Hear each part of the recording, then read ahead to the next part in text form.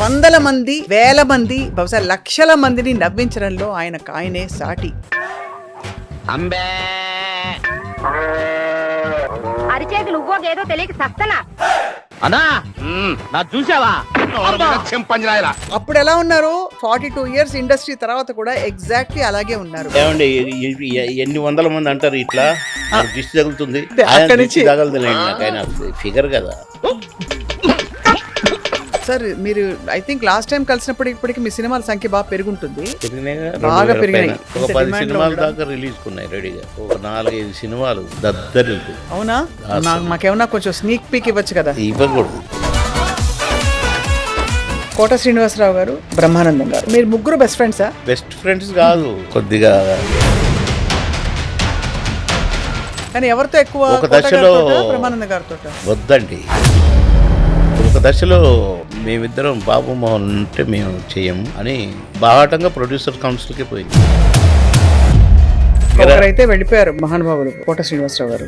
బాబు మంచోడు. చుక్కల్లో కెక్కినాడు చక్కనోడు, ఎప్పటికీ ఎవ్వరికి చిక్కనోడు.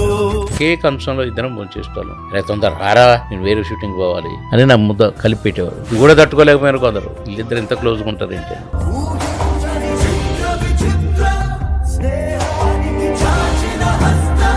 మీరు మా మంత్రి గారు, మా మాజీ మంత్రి గారు, కానీ ఇప్పుడు రాజకీయాల నుంచి దూరం అయిపోయారు. పోయినసారి నాకు ఎంపీ టికెట్ ఇస్తుందని ఇవ్వలేదండి. నాకు ఇవ్వకుండా అమ్ముకున్నా. ఓపికను పరీక్షిస్తున్నారు. మైకు పెట్టాననుకోండి. బీజేపీలో కూడా బండి సంజయ్ని నేనే గెలిపించిన ఇన్ఛార్జ్ ఉండి. రఘునందన్ బై ఎలక్షన్ గా కూడా నేనే ప్రచారం చేసిన దుబ్బాక. ఈటల రాజేందర్ గారిని ఆఖరి రోజు నా స్పీచ్ అయిపోయింది వచ్చి ఇట్లా పట్టుకున్నాడు నన్ను. అన్నా నన్ను గెలిపించినవే. అలాంటి నన్ను వదులుకుంటారంటే బాబు మోహన్ దూరం పెట్టాలి, కానీ పని చేయించుకోవాలి మళ్ళీ. అందుకనే నేను 14 రాష్ట్రాల్లో మీరు ప్రచారం చేశారు కదా? 14 రాష్ట్రాల్లో ప్రచారం చేశాను. అసలు అండమాన్ పోయినప్పుడు అయితే ఎంత స్ట్రగుల్ అయినా గెలిపించి వచ్చాను. మరి ఎందుకు మీకు ఏలేదు? మీకేమన్నా ఎవరైనా విషం పెట్టే ప్రయత్నం చేశారా ఒక పాయింట్లో? బాంబులు పెట్టి లేపేయాలనుకున్నాను నాకు side.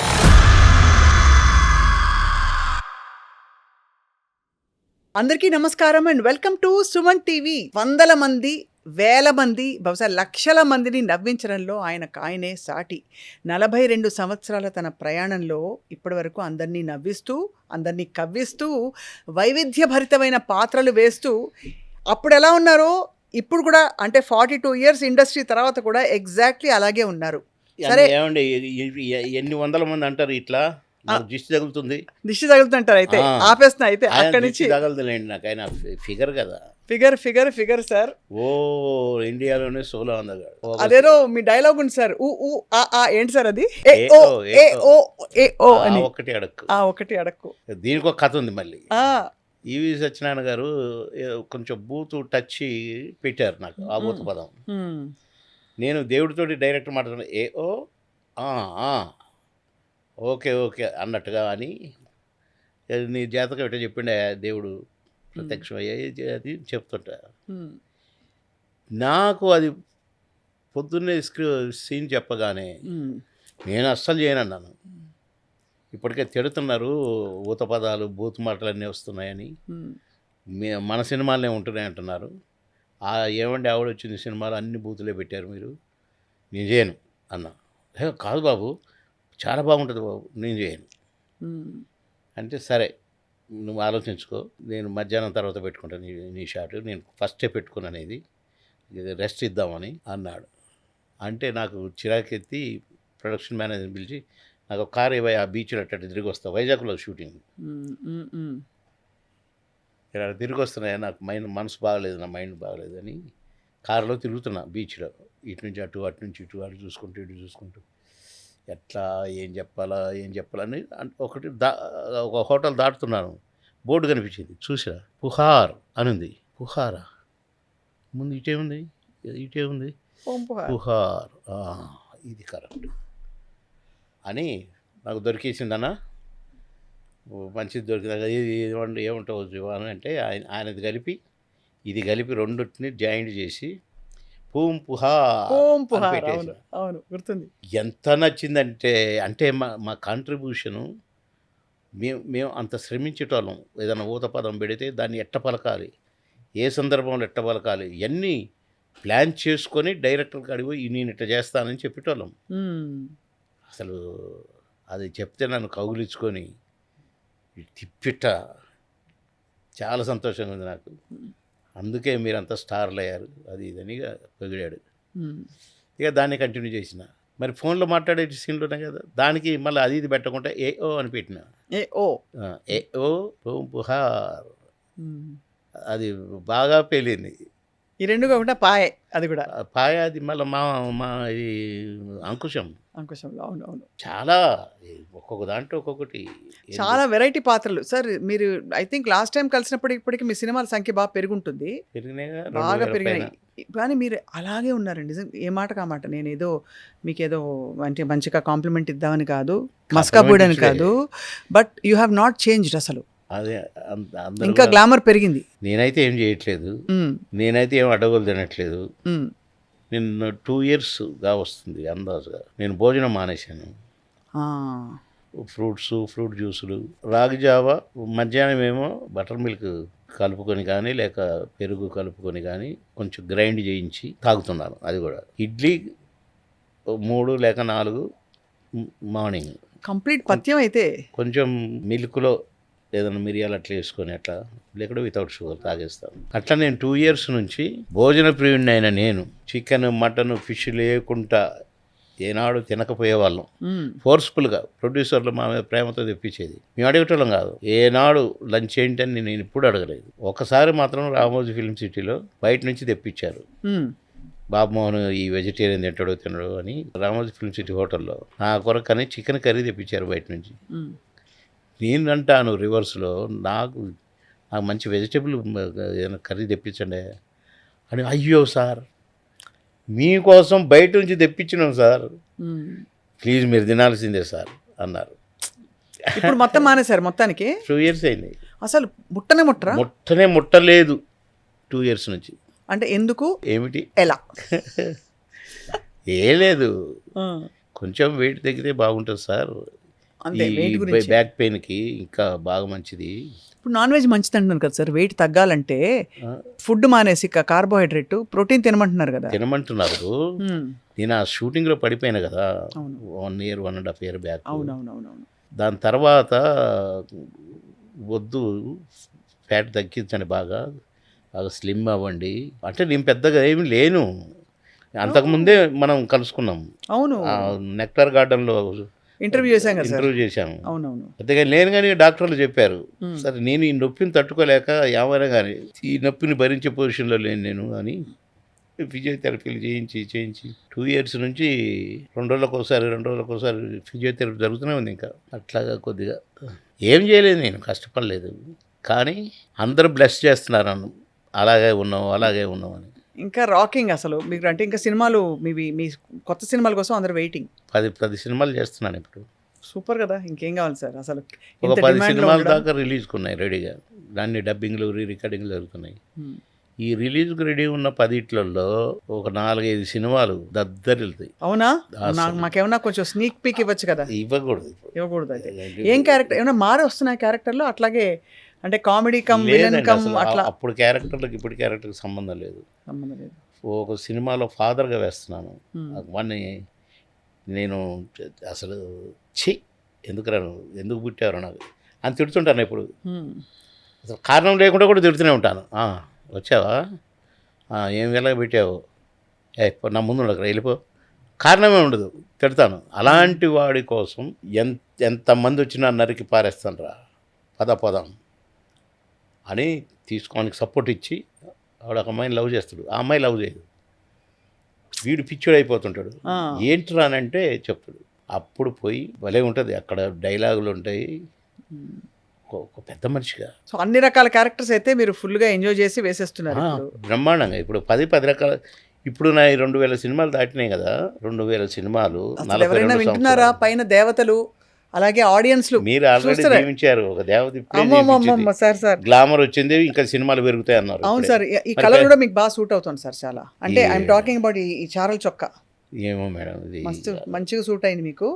Your looking happy, trim and healthy. So కరెక్టే, ఇంకా లైఫ్లో అదే కదా కావాలి సార్. అంతే కదా. అది మీరు మా మంత్రి గారు, మా మాజీ మంత్రి గారు, కానీ ఇప్పుడు రాజకీయాల నుంచి దూరం అయిపోయారు. పోయినసారి నాకు ఎంపీ టికెట్ ఇస్తుందని ఇవ్వలేదండి. నేను బాధపడ్డా, కానీ మీరు ఇస్తారని నేనైతే 100% ఎక్స్పెక్ట్ అందులో బ్రతిమలాడి నీలాంటి క్యాండిడేట్ మాకు ఎక్కడ దొరుకుతాడని ఇవన్నీ మాటలు మాట్లాడి నాకు ఇవ్వకుండా అమ్ముకున్నారు. సరే మన కళ్ళతో మనం చూడలేదు, కానీ ఎవడైతే టికెట్ కొనుక్కున్నాడో వాడే చెప్పాడు నాకు. డిపాజిట్ కూడా రాలేదు, ఓడిపోయింది. లేకుంటే ఇంకొక ఎంపీ బీజేపీకి ఉండేది ఇవ్వాలి. బాధపడ్డారు సార్ ఆ టైం. నన్ను మీరు ఎందుకంటే మళ్ళీ 14 రాష్ట్రాల్లో మీరు ప్రచారం చేశారు కదా. 14 రాష్ట్రాల్లో ప్రచారం చేశాను. అదే అసలు అండమాన్ పోయినప్పుడు అయితే ఎంత స్ట్రగుల్. అక్కడ ఊర్లు, విలేజెస్ ఉండవు. ఒక్కొక్క కొండ మీద ఒక 4-5 ఊర్లు ఉంటాయి. ఇట్లా ఇట్లా తిరుక్కుంటూ తిరుపతి కొండ ఎక్కినట్టుగా ఎక్కుకుంటూ పోవాలి. మధ్యలో ఊరు రాగానే ఆగాలి. ఒక రౌండున్నరకు ఒక ఊరు వస్తుంది. మళ్ళీ ఒక రౌండున్నరకు ఒక ఊరు వస్తుంది. 4 లేక 5 లేక 6 ఊర్లు ఉంటాయి ఆ కొండ మీద. 6 అయిపోయినాక దిగాలి, మళ్ళీ ఇంకొక కొండ ఎక్కాలి. ఎంత డేంజర్గా, వాళ్ళకే అలవాటు కదండి. సైన్ తిప్పేవాళ్ళు. స్పేసియస్గా ఉండేటివి కావు, మళ్ళీ చిన్న దారు ఇట్లా. అయినా గెలిపించి వచ్చాను అక్కడికి పోయి కూడా. మరి ఎందుకు మీకు ఏలేదు? ఈ ఎదవ రాజకీయాలు మనకు తెలియదు, మన అందులో జీవించిన వాళ్ళం కాదు. నాకు టికెట్ ఇస్తే నేను గెలుస్తాను కాబట్టి, నేను గెలిస్తే డెఫినెట్గా మంత్రిని అవుతా కాబట్టి. నేను ఇక్కడ టీడీపీలో మంత్రి, టీడీపీ బీజేపీ ఒకటే కదండి. మిత్రపక్షంగా పెట్టుకొని బీజేపీని ఎన్టీ రామారావు గారు తెలుగుదేశం పార్టీ పెట్టారు. అప్పటి నుంచి 2 పార్టీలు మిత్రపక్షాలు, 2 పార్టీలు ఒకటే. వాళ్ళు కొన్ని సీట్లు, వీళ్ళు కొన్ని సీట్లు పోటీ చేస్తారు. నేను 3 సార్లు ఎమ్మెల్యేని, సరే 2వసారి మంత్రిని. నేను గెలిస్తే మంత్రిని అవుతా కాబట్టి వాళ్ళు ఎమ్మెల్యేగా ఉన్నోళ్ళు, నేను మంత్రిగా ఉన్నాను అప్పుడు టీడీపీలో. మళ్ళీ వీడు ఇందులోకి వచ్చి మళ్ళీ ఇక్కడ కూడా మంత్రి అవుతాడు అని నా పేరు అసలు ఢిల్లీకి పంపకుండా లిస్టు పంపారు. ఎవరు సార్ ఆ కుట్రదారులు? ఇక్కడ ఉన్నారు, పేర్లు చెప్పకూడదు. మేము అంటే ఊహించుకోవాల్సి వస్తుంది, అందుకని వద్దు. అట్లాంటి నీచుల గురించి ఊహించకుండానే కూడా వద్దంటారు. అయితే నా లిస్టు నా పేరు లేకుండా పంపితే వెంటనే కంప్లైంట్ చేసినాను. వాట్ ఈజ్ దిస్ అని బాగా సీరియస్ అయ్యి రిజైన్ చేస్తుంది అనేసరికి అతన్ని సస్పెండ్ చేశారు అధ్యక్షుడిగా. చేసినాక ఇంకొక ఆయన వచ్చాడు. అసలు అతని గురించే నాకు టికెట్ ఇవ్వకుండా ఆపింది. ఓహో, అతను మంత్రి కావాలి కాబట్టి. ఇప్పుడు మంత్రినే ఉన్నాడు. అర్థమైపోయింది. ఇప్పుడు ఐ థింక్ చూసే వాళ్ళందరికీ అన్నీ అర్థమయ్యాయి. దానికి నేను ఓడిపోయి 14 రాష్ట్రాలు 15 రాష్ట్రాలు తిరిగి ప్రచారం చేయడానికైనా నాకు ఒంట్లో బాగోలేదు అని మొన్న ఈ మధ్య ఎలక్షన్స్ అన్నీ నేను పోలేదు ప్రచారానికి. వాళ్ళు గ్రహించారా మీరు కొంచెం బాధపడ్డారని? వాళ్ళకి సంతోషం కదా ఆ 2-3కి. ఆ 2-3 ఓకే, బట్ అధిష్టానం తెలుస్తుంది కదా, మీ పవర్ అధిష్టానం తెలుసుకోవాలి. తెలుసుకోకపోతే అయితే ప్రస్తుతానికి అఫీషియల్ గా మీరు బీజేపీలో ఉన్నట్టే కదా. ఉన్నట్టే కానీ సైలెంట్ గా ఉన్నారు. ఒంట్లో బాగలేదు, ఒంట్లో బాగలేదు, నేను ప్రచారం తిరగలేను. మళ్ళీ వస్తున్నాయి కదా సార్. ఎంత ఇలా మీరు ఈ 10 సినిమాలు చేసి తిరిగేసరికి ఎలక్షన్స్ వచ్చేస్తాయి. ఇంకా 2 ఇయర్సే కదా సార్. దానికి కాదు, అసలు ఇంత ద్రోహం పార్టీకి చేసిన వాళ్ళని ఎందుకు శిక్షించట్లేదు పార్టీ? నేను ఎక్కడికి పోయినా నేను బీజేపీ టీడీపీ కండవలు వేసుకొని తిరిగి ప్రచారాలు చేసిన వాడిని. నేను టీడీపీ పార్టీ పుట్టిన దగ్గర నుంచి ఈ 30-40 సంవత్సరాలు కూడా నేను బీజేపీ కండవ, టీడీపీ కండవతోనే ఉన్నాను. ఇంకో పరపార్టీ కండవలు ఎక్కడ వేసుకోలేదు, నేను తిరగలేదు, ప్రచారాలు చేయలేదు ఎవరికి. కానీ నా ఓపికను పరీక్షిస్తున్నారు. మైకు పెట్టాననుకోండి, ఆ వచ్చే 4 సీట్లు కూడా రావు. ఎందుకంటే నాకు లేడీస్ ఫాలోయింగ్ ఎక్కువ. లేడీస్ ఓట్లు, జెంట్స్ ఓట్లు ఈక్వల్గానే ఉంటాయి. అవును, మన జూబ్లీహిల్స్ ఎలక్షన్కి చెప్పిన నేను, నన్ను ప్రచారం కన్నా వాడుకోండి, నాకు ఒంట్లో బాగలేకుండా నేను తిరుగుతాను, డిపాజిట్ అని వస్తుంది పార్టీకి. ఈ ట్రిప్పులో బీజేపీ గెలిస్తే ఒక ఊపు వస్తుంది, నెక్స్ట్ అసెంబ్లీ ఎలక్షన్లో గెలవటం ఈజీ. అందుకు మళ్ళీ అని నేను చెప్పానండి. మీరు అన్నట్టుగానే డిపాజిట్ కూడా రాలే. ఎందుకు పనికిరాని ఒక అనామకుడు, ఇందాక ఒక తమ్ముని పిలిచి గుండి పెట్టి తమ్ముడు కొద్దిగా అన్నం చూడండి, అలా అంతటా అనామకుడు ఆడికి ఇచ్చారు టికెట్. అదే నాకు ఇచ్చుంటే హ్యాపీగా ఇచ్చుండొచ్చు కదా మీకు. ఇచ్చుంటే ఇప్పుడు నేను ఎమ్మెల్యేగా ముందు మళ్ళీ ఎట్లంటే జూబ్లీహిల్స్ కాన్స్టిట్యున్సీ అంటే బీజేపీ పెద్దలు వినాలి, సినిమా వాళ్ళ అడ్డా. అవును, మీకంటే ఎవరుంటారు బెటర్ పర్సన్? అది అట్టు ఉంచుదాము. సినిమా వాళ్ళ అడ్డా. ఇప్పుడు చనిపోయిన ఆయన 3 సార్లు ఎమ్మెల్యే. అవును, 3 సార్లు ఎందుకు ఎమ్మెల్యే గెలిచాడు? ఆయన ప్రొడ్యూసర్, 3-4 సినిమాలు తీసిన ప్రొడ్యూసరు. మరి సినిమా వాడిని పెడితేనే కదా, అతను 3 సార్లు గెలిచింది కాబట్టి మళ్ళీ సినిమా వాడినే పెడితే సినిమా వాళ్ళ ఓట్లు ఉన్నాయి కనుక, సినిమా ఆఫీసులు అక్కడ ఉన్నాయి కనుక 24 క్రాఫ్ట్స్ 24 డిపార్ట్మెంట్లు స్టే చేసే జూబ్లీల్స్. అవును. బయటోడికి ఎందుకు వేస్తారు ఓట్లు? బాయ్, ఆఫీస్ బాయ్గా పనిచేసిన వాడికి ఓట్లు వేస్తారా? అంతే కదా. ఒక ప్రొడ్యూసరో ఒక యాక్టరో ఉంటే అందులో నాకు మంచి పేరు, ఎక్కడ కాంట్రవర్సీ లేదు. 42వ సంవత్సరం రన్నింగ్ సినిమా యాక్టర్ అయిన ఫస్ట్ సినిమా నుంచి నాకు ఎక్కడ లేటుకు వస్తుందని కానీ 16-17 సంవత్సరాలు ఒక టైంలో మాయలోడు కంటే ముందు మామగారు తర్వాత ఆ పీరియడ్లో 16-17 సంవత్సరాలు రౌండ్ ద క్లాక్ పనిచేశాను నేను. 6 షిఫ్ట్లు పనిచేశాను పర్ డే. ఎక్కడ చిన్న బ్యాడ్, టైం అంటే టైము, సిన్సియారిటీ అంటే సిన్సియారిటీ, అసలు డైలాగును ఎన్ని రకాలుగా పలకాలను అన్ని రకాలుగా ప్రాక్టీస్ చేసి మరి ఎవరో రాసిన డైలాగ్ని అది పుట్టించినట్టుగానే మాట్లాడతాడు ఆయన. క్యారెక్టర్లో లేనవే చేస్తాడు. అది ఇదన్నీ మంచి పేరు తప్ప ఇప్పుడు షూటింగ్ లెగ్గొడతాడు, డబ్బులు అడుగుతాడు, డబ్బులు ఇస్తేనే షూటింగ్కి వస్తున్నట్టాడు. ఎక్కడ అన్ని షూటింగ్లు చేసినా కూడా నేను 80-85 సినిమాలు చేసేదండి పర్ ఇయర్. కానీ ఎక్కడ 6 షిఫ్ట్లు 16-17 సంవత్సరాలు పనిచేయటం ఏంటండి? నాన్న, నా బంగారన్న, నా చిరన్న. 6వ షిఫ్ట్ ఎప్పుడో తెలుసండి, తెల్లవారుజామున 4 to 6 మళ్ళీ 7 o'clock మళ్ళీ ఫస్ట్ కాల్ షీట్లో ఉండేది. ఒక్కోసారి అసలు బ్రష్ కూడా చేసేటోని కాదు, లంచ్ టైంలో బ్రష్ చేసేది, స్నానం చేసేటోని కాదు. అట్లే ఆ షూటింగ్ నుంచి డైరెక్ట్ అగటే షూటింగ్కి పోయేది. అంత బిజీ యాక్టర్ మీరు. ఒకటి అసలు అంత బిజీగా ఉండి కూడా బ్యాడ్ లేదు. వీళ్ళకి రోగం పుట్టిందనాలనా, ఇంటెన్షనల్గా పార్టీని జడగొడతారనాలనా, ఇది ఎవరు తెలుసుకోవాలి? పార్టీ తెలుసుకోవాలి, అధిష్టానం తెలుసుకోవాలి కదా సార్. అధిష్టానం నాలాంటి బెస్ట్, ఇప్పుడు నేను 3 సార్లు ఎమ్మెల్యేగా నన్ను దేవుడు అని పిలుస్తారు. ఇలాంటి దేవుడు మాకు ఎప్పటికుంటే బాగా ఎమ్మెల్యేగా అంటారు. కలవలేదు సార్ మన అమిత్ షా గారిని, వాళ్ళందరినీ వెళ్ళి కలిసి ఉంటారు. ఎన్నోసార్లు కలిశానండి. వాళ్ళు ఏమంటారు అంటే నేను ఈ విషయంలో నేను పోయి టికెట్ అడుక్కొని నాకు టికెట్ లేదు అట్లా కాదు, వాళ్ళ కంటపడ్డం, వాళ్ళకి తెలియడం అని తెలియకపోవడానికి లోకల్ అధిష్టానం తెలియదు, మనకు తెలియదు, నాకు తెలియదు, నేను చూడలేదు, నేను వినలేదు. కానీ నన్ను ఎప్పుడు ఇక్కడికి వచ్చినా అమిత్ షా గారు కానీ మోడీ గారు కానీ నన్ను పలకరించి యాక్టర్ అని నన్ను ఎంత గౌరవంగా పిలిచేదో. కితనే పిక్చర్స్కి అని అడిగండి ఒకసారి నన్ను. చెప్పిన సంఖ్య, ఏ క్యారెక్టర్లు అంటే చెప్పిన, ఓ మై గాడ్, అరే క్యా బాత్ అయ్యే అన్నాడు మోడీ గారు ఇట్లా చేతులు పెట్టి. ఆ ఫోటో ఉంది నా దగ్గర. భలే నన్ను మెచ్చుకుంటుంటే ఇన్ని క్యారెక్టర్లు, ఇన్ని సినిమాలు అని చెప్తే, కితనా లాంగ్వేజ్ ఓన్లీ తెలుగు అన్నాడు. నేను చెప్పినప్పుడు అన్ని భాషల్లో నటించిన తెలుగు యాక్టర్ను నేను. అన్ని భాషల వాళ్ళు వచ్చి తెలుగులో యాక్ట్ చేశారు. తెలుగువాడు అన్ని భాషల్లో నటించినవాడిని నేనే సార్, ఓన్లీ మై సెల్ఫ్. ఎన్ని లాంగ్వేజెస్ సార్? తెలుగు, అన్ని, ఆల్మోస్ట్ కన్నడ, అన్ని, మళ్ళీ అసలు అన్ని, కన్నడ, తమిళ్, తెలుగు ఎక్కువ. మిగతా హిందీ కూడా చాలా. అమరీష్ పూర్ తోటి చాలా 3-4 సినిమాలు చేసిన. నా అభిమాని ఎవరో తెలుసు అసలు, ఒక హీరో నా కోసమని ఎవరి గోల వాడి సినిమా కొనుక్కున్నాడు ఆయన. కొనుక్కొని అది సినిమా తీయాలని అనుకుంటే హిందీలో ఈ 35 మంది కమెడియన్స్ ఎవడి గోల వాడిలో. ఈవి సత్యనారాయణ అంతా అన్ని ప్రయోగాలే కదా. కానీ అక్కడ 3-4 ఉన్నారు కమెడియన్స్. బయర్స్ కానీ వద్దు, హిందీ వాళ్ళని పెట్టుకుంటే అందరిని తెలుగు వాళ్ళని పెట్టేస్తే ఈ లోపల ఎవడన్నా దాన్ని డబ్ చేసి వదిలేసాడు అనుకో, నీ సినిమా పోద్ది, చాలా డబ్బులు పెట్టుకున్నావు నువ్వు అని ఆపేశారు. ఇప్పటికీ గోవింద గారి దగ్గరనే ఉంది ఆ సినిమా. గోవింద గారు మీ ఫ్యాన్ అయితే? నా ఫ్యాన్. ఒకరోజు 11:12 ప్రాంతంలో నేను దూరంగా చేరేసుకొని టీ తాగుతున్నాను. నైట్ టీ అయ్యి దాసరి గారి గొంతు వినపడదు నాకు. దాసరి గారి షూటింగ్. వాడిని బాబుని పిలవండి, ఏ గాడిద కొడుకు రావు, బాబు మోహన్కి టీ తెచ్చి ఇచ్చింది. ఇప్పుడు అంటే నాకు ఇవ్వలేదు, అడిగితే లేదని చెప్పారు. బాబు మోహన్ గడికి అక్కడి నుంచి వచ్చింది కాఫీ అని. పిలవండి బాబుని పిలవండి. నన్ను బాబు అనే పిలిచేదండి. బాబు నువ్వు నా బిడ్డవురా అనేవాడు.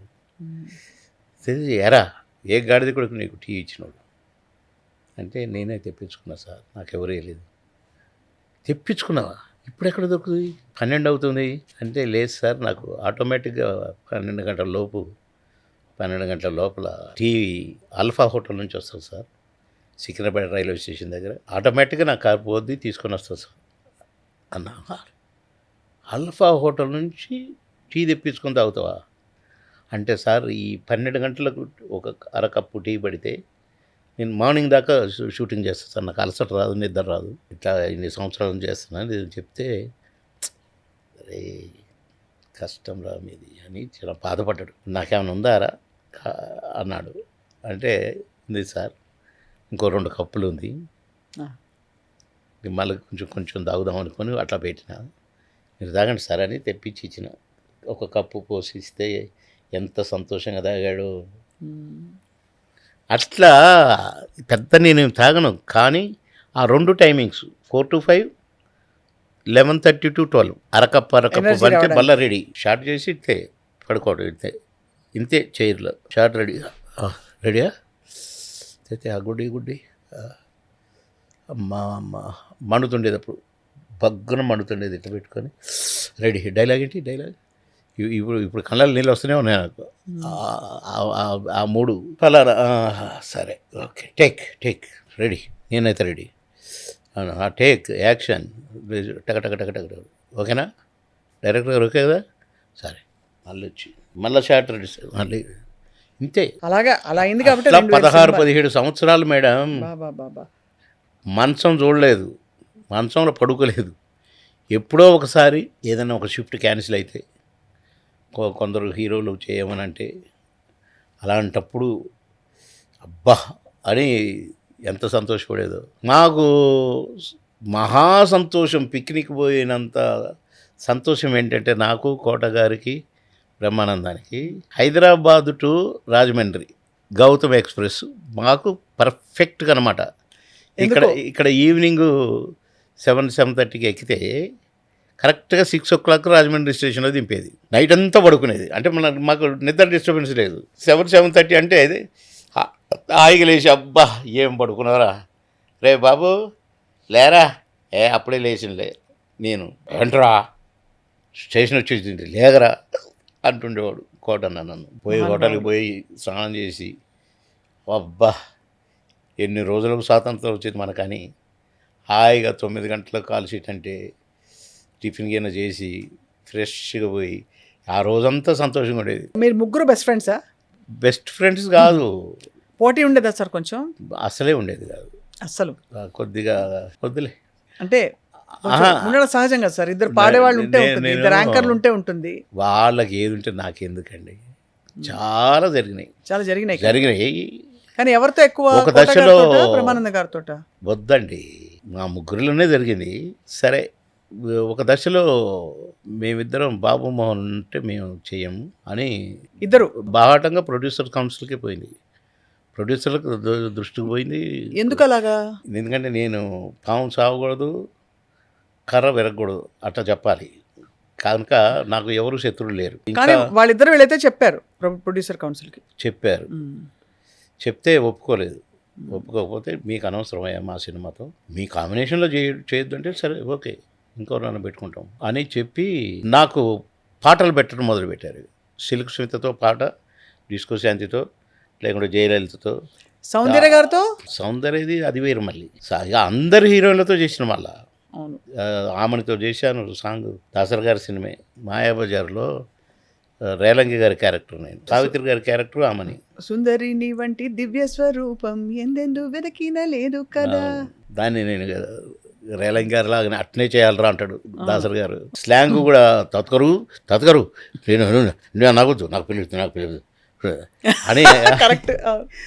అట్లా ఇమిటేట్ చేయమంటే కొద్దిగా ఇబ్బంది పడ్డాను, కానీ ఎంత బాగా చేసావురా నడక కూడా మార్చినవరా కానీ బాగా మెచ్చుకున్నారు దాసరి గారు. అట్లా ప్రొడ్యూసర్స్ నా కోసం నేను ఖచ్చితంగా ఉండాలి సినిమాలని నాకు పాటలు పెట్టడం మొదలుపెట్టి 2 సీన్లు పాట ఇట్లా కూడా ఇట్టు కొడుతున్నాను. బాబు మోహన్ బాగా చేసిందనే పేరే వస్తుంది. అప్పుడు మళ్ళీ దాసరి గారి దగ్గర పంచాయతీ పెట్టి మేము ముగ్గురం కలిసి చేస్తాం, మీరు ఒక మాట చెప్పాలి, వాడు వినడు అని నా మీద చెప్పారు. ఏరా బాబు ఎందుకురా, మీ అదృష్టం రా, మీకు ఇంత మంచి లైఫ్ వచ్చింది.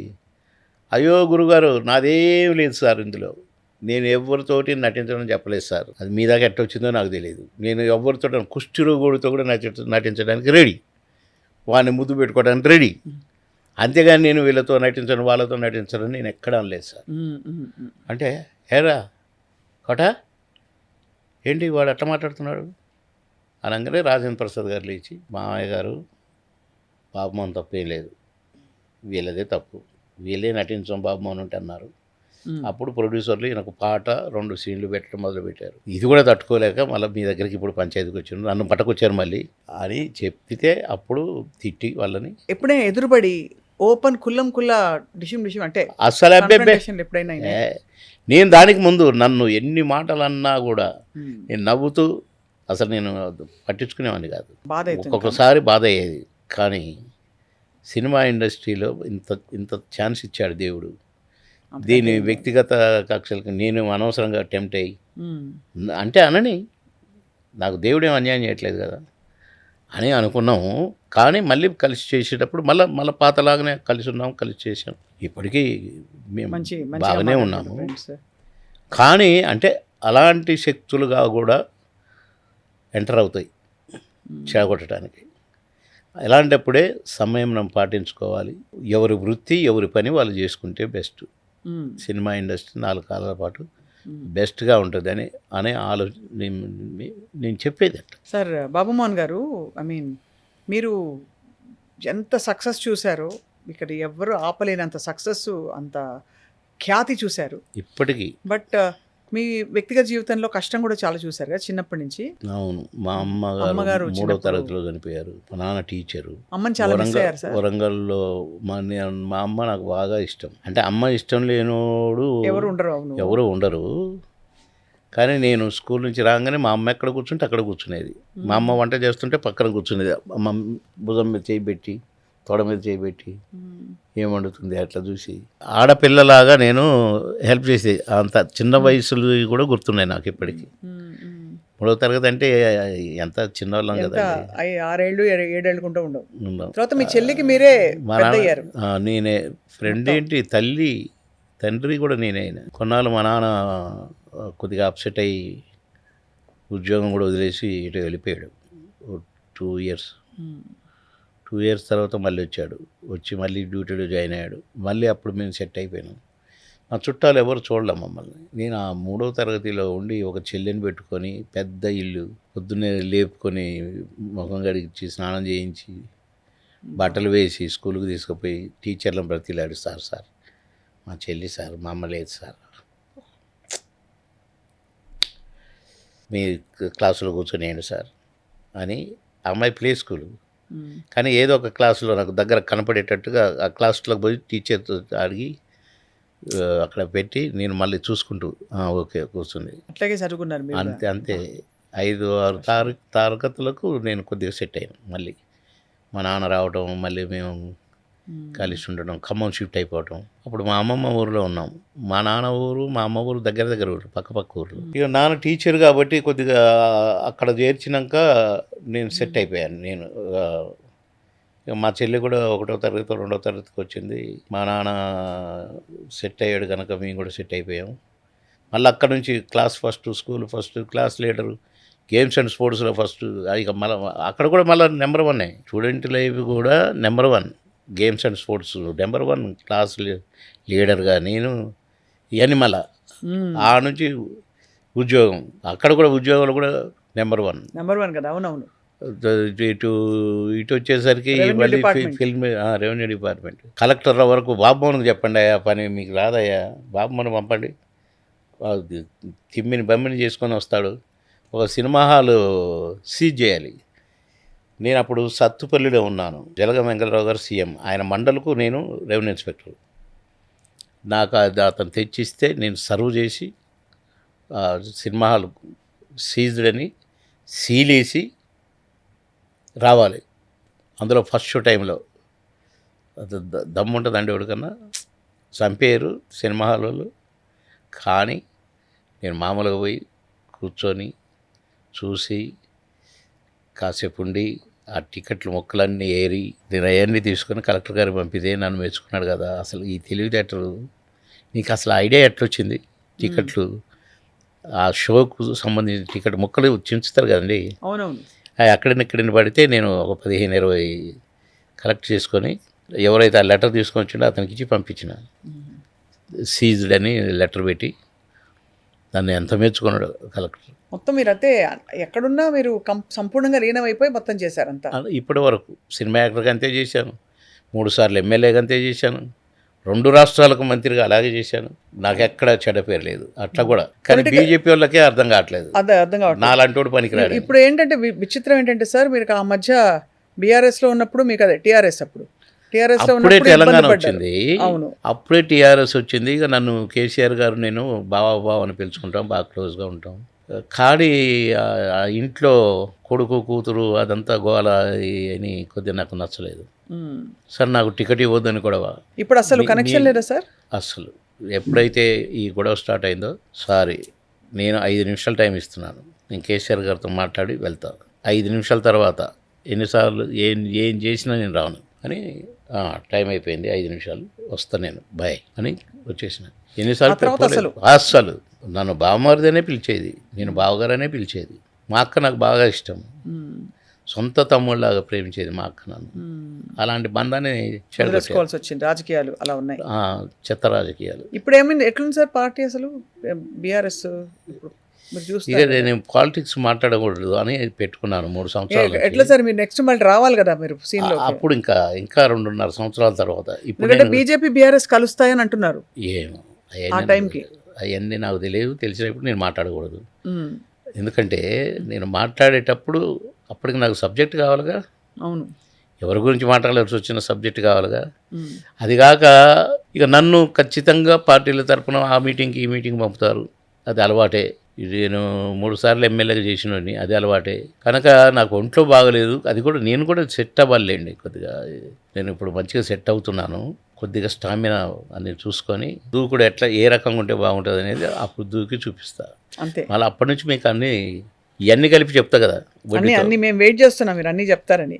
కానీ ఇప్పుడు ఐ థింక్ మీ మాటతో మీ అధిష్టానం చూసి ఈసారైనా సరిగ్గా ఖరారు చేసి మీకు సముచిత స్థానం ఇస్తుందని చెప్పి ఇస్తే వాళ్ళకే లాభం. అదే, ఎందుకంటే నేను జనరల్గానే ఓటర్స్లో 30% ఓట్లు నాకు ఫిక్స్ అయి ఉంటాయట ఏ కాన్స్టిట్యున్సీలోనైనా.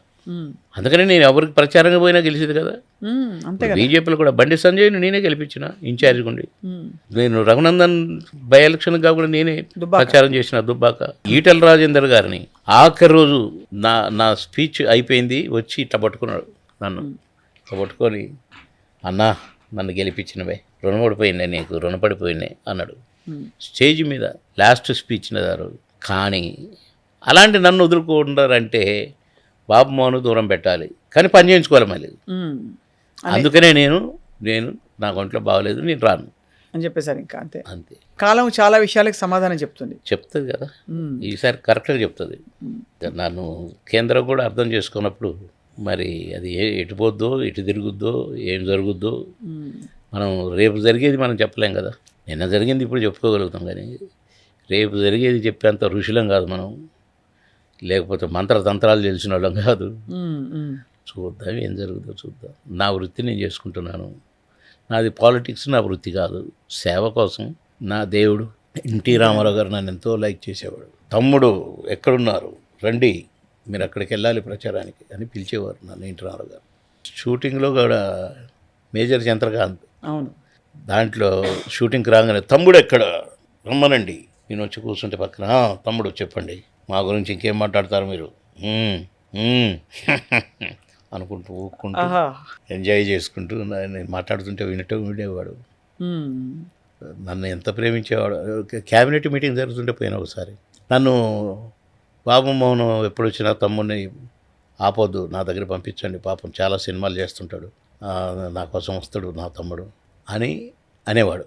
ఒకరోజు గబక్కన ఉన్నారు అన్నగారు ఎక్కడ అని అంటే, పోండి సార్, మిమ్మల్ని ఆపలేం కదా మేము, పోండి. పోతే తమ్ముడు అయ్యో ఇది క్యాబినెట్ మీటింగ్, మీరు రాకూడదు, మేమే వస్తాం, మీరు వెళ్ళి వారి దగ్గర కూర్చోండి అంటే లక్ష్మీపార్వతి గారి దగ్గర కాఫీ తాగుతూ ఉండండి, మేము వస్తాం, క్యాబినెట్ మీటింగ్ రాకూడదు తమ్ముడు అని.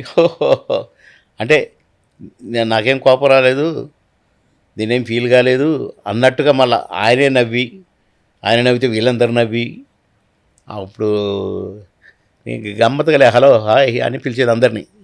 నేను నమస్కారాలు లేవు, అప్పుడు లక్ష్మీపార్వతి గారితో కూడా మీకు బాగా బాగా అనుబంధం కదా. మరి అంటే అన్నగారు పిలిచి మాతో మాట్లాడండి కొద్దిసేపు, మేము ఇప్పుడే వస్తాం అనేవాడు కదా. ఏమిటో అబ్బాయి, మీ అన్నగారిని అందరూ అన్నగారు అని పిలుస్తారు, తర్వాత నిన్నే పిలుస్తారు, ఏంటో ఇది అని ఆమెనేది. భలే భలే భలే సార్, అసలు మీరు నిజంగా కళాకారుడు sir, at heart, completely hard core sir. ఇప్పుడు మీరు ఓకే, మీరు నటించిన సాంగ్స్ అన్నిట్లో మీకు బెస్ట్ జోడీ ఎవరు మీ దృష్టిలో?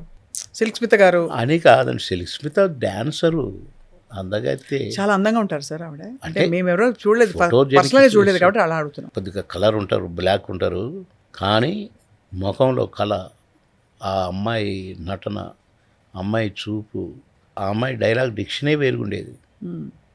ఏ బాస్ ఎక్కడికి వెళ్ళాను నిన్న రాలేను అని అట్లా మాట్లాడేది నాతో. చాలా సాడ్ గారు సార్, ఆవిడ వెళ్ళిపోయారు. సౌందర్య గారు వేరే పరిస్థితుల్లో వెళ్ళిపోయారు. పాపం. మీకు బాధేస్తుంది అక్క తలుచుకుంటే, చాలా ఎంత బాధేస్తుంది. మీరు అందులో చాలా ఎందుకంటే సెన్సిటివ్ కదా. నన్ను ఎంతో అభిమానించేవాళ్ళు. చిన్న కందలతో పాటు చేయొద్దని చాలామంది పట్టుబట్టారు. మ్మ్. వద్దు, షూటింగ్ దగ్గరికే వచ్చి షూటింగ్ చేయడానికి వీల్లేదని. కానీ 1 year ఆడింది కదా ఈ సినిమా. 1 year 365 రోజు సెకండ్ షో హౌస్ఫుల్ చూశారు. మొత్తం అసలు తలుపులన్నీ తీసి బయట దాకా జనం. మాయలోడు కదా సార్ ఇది. మాయలేడు. అవును, ఇవన్నీ ఎవర్ గ్రీన్. 37వ సంవత్సరం నడుస్తుందంట ఆ సినిమా రిలీజ్ అయ్యి. మొన్న ఈ సినిమా ప్రొడ్యూసరు అచ్చిరెడ్డి గారికి అని చెప్తున్నారు, 37 సంవత్సరాలు కానీ నిన్ననే రిలీజ్ అయినట్టు ఉంటుంది ఇప్పటికీ ఆ పాట అవును. అని మెచ్చుకున్నారు కృష్ణారెడ్డి గారు, అచ్చిరెడ్డి గారు. మ్మ్, మ్మ్. క్యారెక్టర్కి ఒక క్యారెక్టర్ సంబంధం ఉండదండి. మ్మ్. ఇప్పుడు మాయలోడు ఉంది, డాడీ డాడీ మరే నాకు అది కావాలి డాడీ అని చేశాను. మళ్ళీ సాంగ్కి వచ్చేసరికి హీరో పిచ్చి క్యారెక్టర్ వేసి సాంగ్కి వచ్చేసరికి నన్ను ఒరిజినల్గానే చేయాలి, నువ్వు ఆ క్యారెక్టర్ లాగా చేయొద్దు అని అనేది డైరెక్టర్లు, ప్రొడ్యూసర్లు. మ్మ్. ఈ చిన్నరాయుడులో, పెదరాయుడులో ఇవన్నీ మీకు ఎవరు చెప్పించారు సార్? అంటే ఇవన్నీ సొంతంగా వచ్చేసినవి మీకు? అంతే, బాబమ్మనే చేయాలి ఈ క్యారెక్టర్ ఈ character. అని అట్లనే వచ్చినాయి. అయితే ఏ క్యారెక్టర్ అయినా తీసుకోండి మీరు, తర్వాత మీరు స్టడీ చేయండి కావాలంటే, అన్నీ గూగుల్లో దొరుకుతాయి ఈ సినిమాలు. ఒక క్యారెక్టర్కి ఒక క్యారెక్టర్ సంబంధం ఉండదండి, ఒక గెటప్కి ఒక గెటప్ సంబంధం ఉండదండి, ఒక స్లాంగ్కి ఒక స్లాంగ్కి సంబంధం ఉండదండి. మ్మ్. అందులో ఊత పదం ఏదైనా పెడితే ఆ ఊత పదాన్ని ఎక్కడ సందు దొరికితే అందులో ఇరికిచ్చి మాట్లాడేవాడిని. అవును, మీ కాంట్రిబ్యూషన్ అది, మీ క్యారెక్టర్స్ అంత చాలా యూనిక్గా నిలబడడానికి. నాకు అంటే డైరెక్టర్లతో కూడా ఉండేది, దాన్ని నేను కొంచెం సరి చేసుకొని చెప్పడానికి ట్రై చేసేవాళ్ళం, మ్మ్, మ్మ్. దానికి క్యారెక్టర్కి సరిపడే విధంగా. మీరు బాగా పీక్లో ఉన్నప్పుడు, అంటే 2 గంటలకి కాల్ షీట్ మారిపోయి రౌండ్ ద క్లాక్ 24/7 పనిచేసిన 15-16 ఏళ్ళు కాల్ మీద కాల్ వేసుకుని డిక్టేషన్ ఇచ్చి పైసలు డిమాండ్ చేశారా? అస్సలు లేదా? నేను ఎప్పుడు సినిమా డేట్లు ఇచ్చేటప్పుడు అడ్వాన్స్ ఇస్తే తీసుకునేది, మిగతా డబ్బులు ఎంత ఏంటి అని నేను అడిగేటోని కాదు. వాళ్ళు ఎంత ఇస్తే అంతే. ఎంత ఇస్తే అంత. కొన్ని సినిమాలకైతే డబ్బింగ్ చెప్పిన దాకా డబ్బు రెండు సరిగో కవరు అని చూపించి నేను డబ్బింగ్ కంప్లీట్ చేసి వచ్చేసరికి వెళ్ళిపోయేవాడు ప్రొడ్యూసర్. పైసలు ఇవ్వకుండా ఎగ్గొట్టి. ఎక్కడిపోయేది లేరా ప్రొడ్యూసర్ గారు అంటే, డబ్బుల కోసం ఎటో పోయింది సార్, డబ్బులు రెడీ అన్నారు కదా మీరు, అట్లా చెప్పమన్నారు, మరి అట్లా చెప్పినాం సార్ అని అసిస్టెంట్ డైరెక్టర్లు అనేవాళ్ళు. నేను అది వెళ్ళిపోయాను. మోసం కదా సార్. మోసం, కానీ నేను మోసం అనుకునేవాడిని కాదు. ఒకసారి అయితే ఒక ప్రొడ్యూసరు, డబ్బులు లేవు సార్, మా ఆవిడ పుస్తకాలు గుర్తుపెట్టాను సార్ అయ్యో అని అంటే, అయ్యో అట్లెందుకు చేశారండి, నాకు అక్కర్లేదు డబ్బులు, నేనేం ఫీల్ కావట్లేదు అని వెళ్ళిపోయినా. డబ్బులు లేవు సార్ అని అంటే, ఏం పర్వాలేదు మీరు ఫీల్ కావద్దు, నేను అడగట్లేదుగా, బీ హ్యాపీ, రిలీజ్ చేసుకోండి మంచిగా, మీ డబ్బుల వరకనే వచ్చేటట్టుగా చిన్న పబ్లిసిటీ చేసుకోండి, నన్ను పిలవండి, నేను ఎక్కడికి రమ్మంటే అక్కడికి వస్తా, షూటింగ్ ఆపేసి అయినా వస్తాను మీకోసం అని చెప్పి వెళ్ళిపోయానండి. సెకండ్ డే వచ్చి కూర్చొని ఉన్నాడు, నేను షూటింగ్ బయలుదేరి, ఏంటి మీరు వచ్చారు అంటే, సార్ మీ ఆశీర్వాదం ఉండాలి సార్. నా ఆశీర్వాదం ఉంది కదా, నేను డబ్బులు కూడా అక్కర్లేదని చెప్పిన కదా, ఇంకేం చేయమంటారు అన్న. అంటే డబ్బులు అడగటానికి వచ్చిండేమనుకున్నాను నేను, డబ్బులు లేవని ఇవ్వలేదు కదా. అవునవును, ఇంకా డబ్బులు అడగటానికి వచ్చిండ అంతే అనుకుంటాం మరి. అవును, డబ్బులు ఇవ్వటానికి వచ్చి మీ ఆశీర్వాదం కావాలి సార్ ఎందుకంటాడు కదా. అవును, చెప్పండి, నేను టైం అయిపోయింది, నేను లేట్ అవుతా షూటింగ్కి అంటే, కాదు సార్ మీ డేట్లు కావాలి సార్. డేట్లా? సినిమా రిలీజ్ కాలేదుగా. కాదు సార్, ఒక లక్ కలిసి వచ్చింది సార్, నాకు ఒక ప్రొడ్యూసర్, ఇద్దరం కలిసి చేద్దామని వచ్చాడు సార్, కానీ కండిషన్ పెట్టాడు, బాబు మనం ఉండాలి ఖచ్చితంగా, నువ్వే ఒప్పియాలి, నువ్వు ఉన్నావంటే చేయడు, నువ్వు డబ్బులు ఎగ్గొట్టినావు కదా, కానీ నువ్వే పోయి తీసుకురావాలి అని అన్నాడట. కనుక మీరు ఎట్లా చేయండి సార్ అని లేచి చేతులు పట్టుకున్నాడు. పట్టుకొని చేతులు ఆ కవర్ తీసి నా చేతిలో పెట్టేసిండు, అడ్వాన్స్ తెచ్చిన కవరు. ఎందుకండి పర్వాలేదు మీరు అప్పులు గిప్పులన్నీ తీర్చుకోండి, నేను చేస్తాను, తప్పకుండా చేస్తాను. ఎన్ని రోజులు కావాలి? 12 రోజులు. ఓకే అన్నగానే కానీ మరి దానికి ఏమి ఇస్తావో చెప్పలేదు, దీనికి ఏమి ఇస్తావో చెప్పట్లేదు, డబ్బింగ్ అంతా చెప్పినాక డబ్బు లేవన్నావు అని అడగొచ్చు నేను. అవును. కానీ లేదు, నేను చేస్తున్నాను. చెప్పండి, ప్రొడ్యూసర్ గారు కూడా చెప్పండి. సో ఎవరితో ఎప్పుడు మీకు అలా కయ్యం కానీ అస్సలు. ఏమీ లేదు. సో సార్ ఇది అడగచ్చు అడగకూడదు, మీరు, కోట గారు, బ్రహ్మానందం గారు అత్యధిక సినిమాలు ఎవరు చేశారు? ముగ్గురులో మీరే కదా? నంబర్ వైజ్ నెంబర్ వైజ్ ఒక్కొక్క సంవత్సరం నేను 55 సినిమాలు చేస్తే, అంటే టోటల్గా నేను 55 చేస్తే 56, 57 బ్రహ్మానందం చేసేవాడు. బ్రహ్మానందం 60 చేస్తే నేను 58, 59 చేసేవాడిని. బ్రహ్మానందం 70 సినిమాలు చేస్తే నేను 72 చేసేవాడిని. సో అలా ఫ్లక్చుయేట్ అవుతూ మొత్తం సర్దుకునేది అక్కడ. మొత్తం ఒకసారి అయితే 85 సినిమాలు చేశాను నేను, 78 సినిమాలే చేశాడు. అంటే అట్లా నాకు ఇతర లాంగ్వేజ్ సినిమాలు కూడా ఉండేవి కాబట్టి ఎక్కువ కనపడ్డాయి ఓవరాల్ లెక్క. అంటే వాళ్ళు ఎందుకు ఇతర లాంగ్వేజ్ వెళ్ళలేదు? రాదుగా, ఇంగ్లీష్ మాట్లాడుతున్నా, డైలాగులన్నీ ఇంగ్లీష్లో రాసుకొని కరెక్ట్గా ఇప్పుడు తమిళ్ ఎలా పేస తెలియదు. తెలియదు. నేను తమిళ్, కన్నడ అయితే నేను రాసుకొని మన తెలుగు మాట్లాడటమే కదా. అవును. ఎందుకు వచ్చేవా అంటే కేవాయా రే, సేమ్ యాక్షన్ సేమ్ కదా, కనుక నాకు కొంచెం అర్థమైంది కనుక నేను ఇంగ్లీష్లో రాసుకొని చెప్పేవాడిని కనుక నాకు ఈజీగానే ఉండేది. తెలుగులో చేసినట్టే చేసేవాడిని. అట్లా నాకు ఈజీగా ఉండేది. ఈడ ఫైటింగ్లు పెట్టేది, ఆడ కూడా ఫైటింగ్లు పెట్టేది, ఈడ సాంగులు, ఆడ కూడా సాంగులు. నాకు ఖచ్చితంగా ఒక పేరు ఈ అమ్మాయి అని పక్కన అని చెప్పేటోళ్ళు. వాళ్ళకు లాంగ్వేజ్ వచ్చు కనుక కొంచెం అర్థం కాని దగ్గర ఇది నువ్వు చెప్పు తమిళ్లో లేక కన్నడలో అని ఆవిడతో చెప్పించి, ఓహో ఇది అప్పుడియా అనాలనా, అలాగా ఇవన్నీ వేసేవాడిని నేను ఎక్స్ప్రెషన్స్. అవును. కనుక క్యారెక్టర్ నేను మైనస్ చేసేవాడిని కాదు, అట్లా ఈజీగా చేసి పారేసేవాడిని. ఎంత మారిపోయిన లైఫ్. చిన్నప్పుడు అన్ని కష్టాలు చూశారు. చిన్న చెల్లిని మీరు చూసుకుంటూ స్కూల్కి 3వ క్లాస్ అమ్మనయ్యి అయ్యనయ్యి అయ్యి మొత్తం తీసుకెళ్లారు సార్. ఇప్పుడు ఎక్కడున్నారు సార్ మీ సిస్టరు?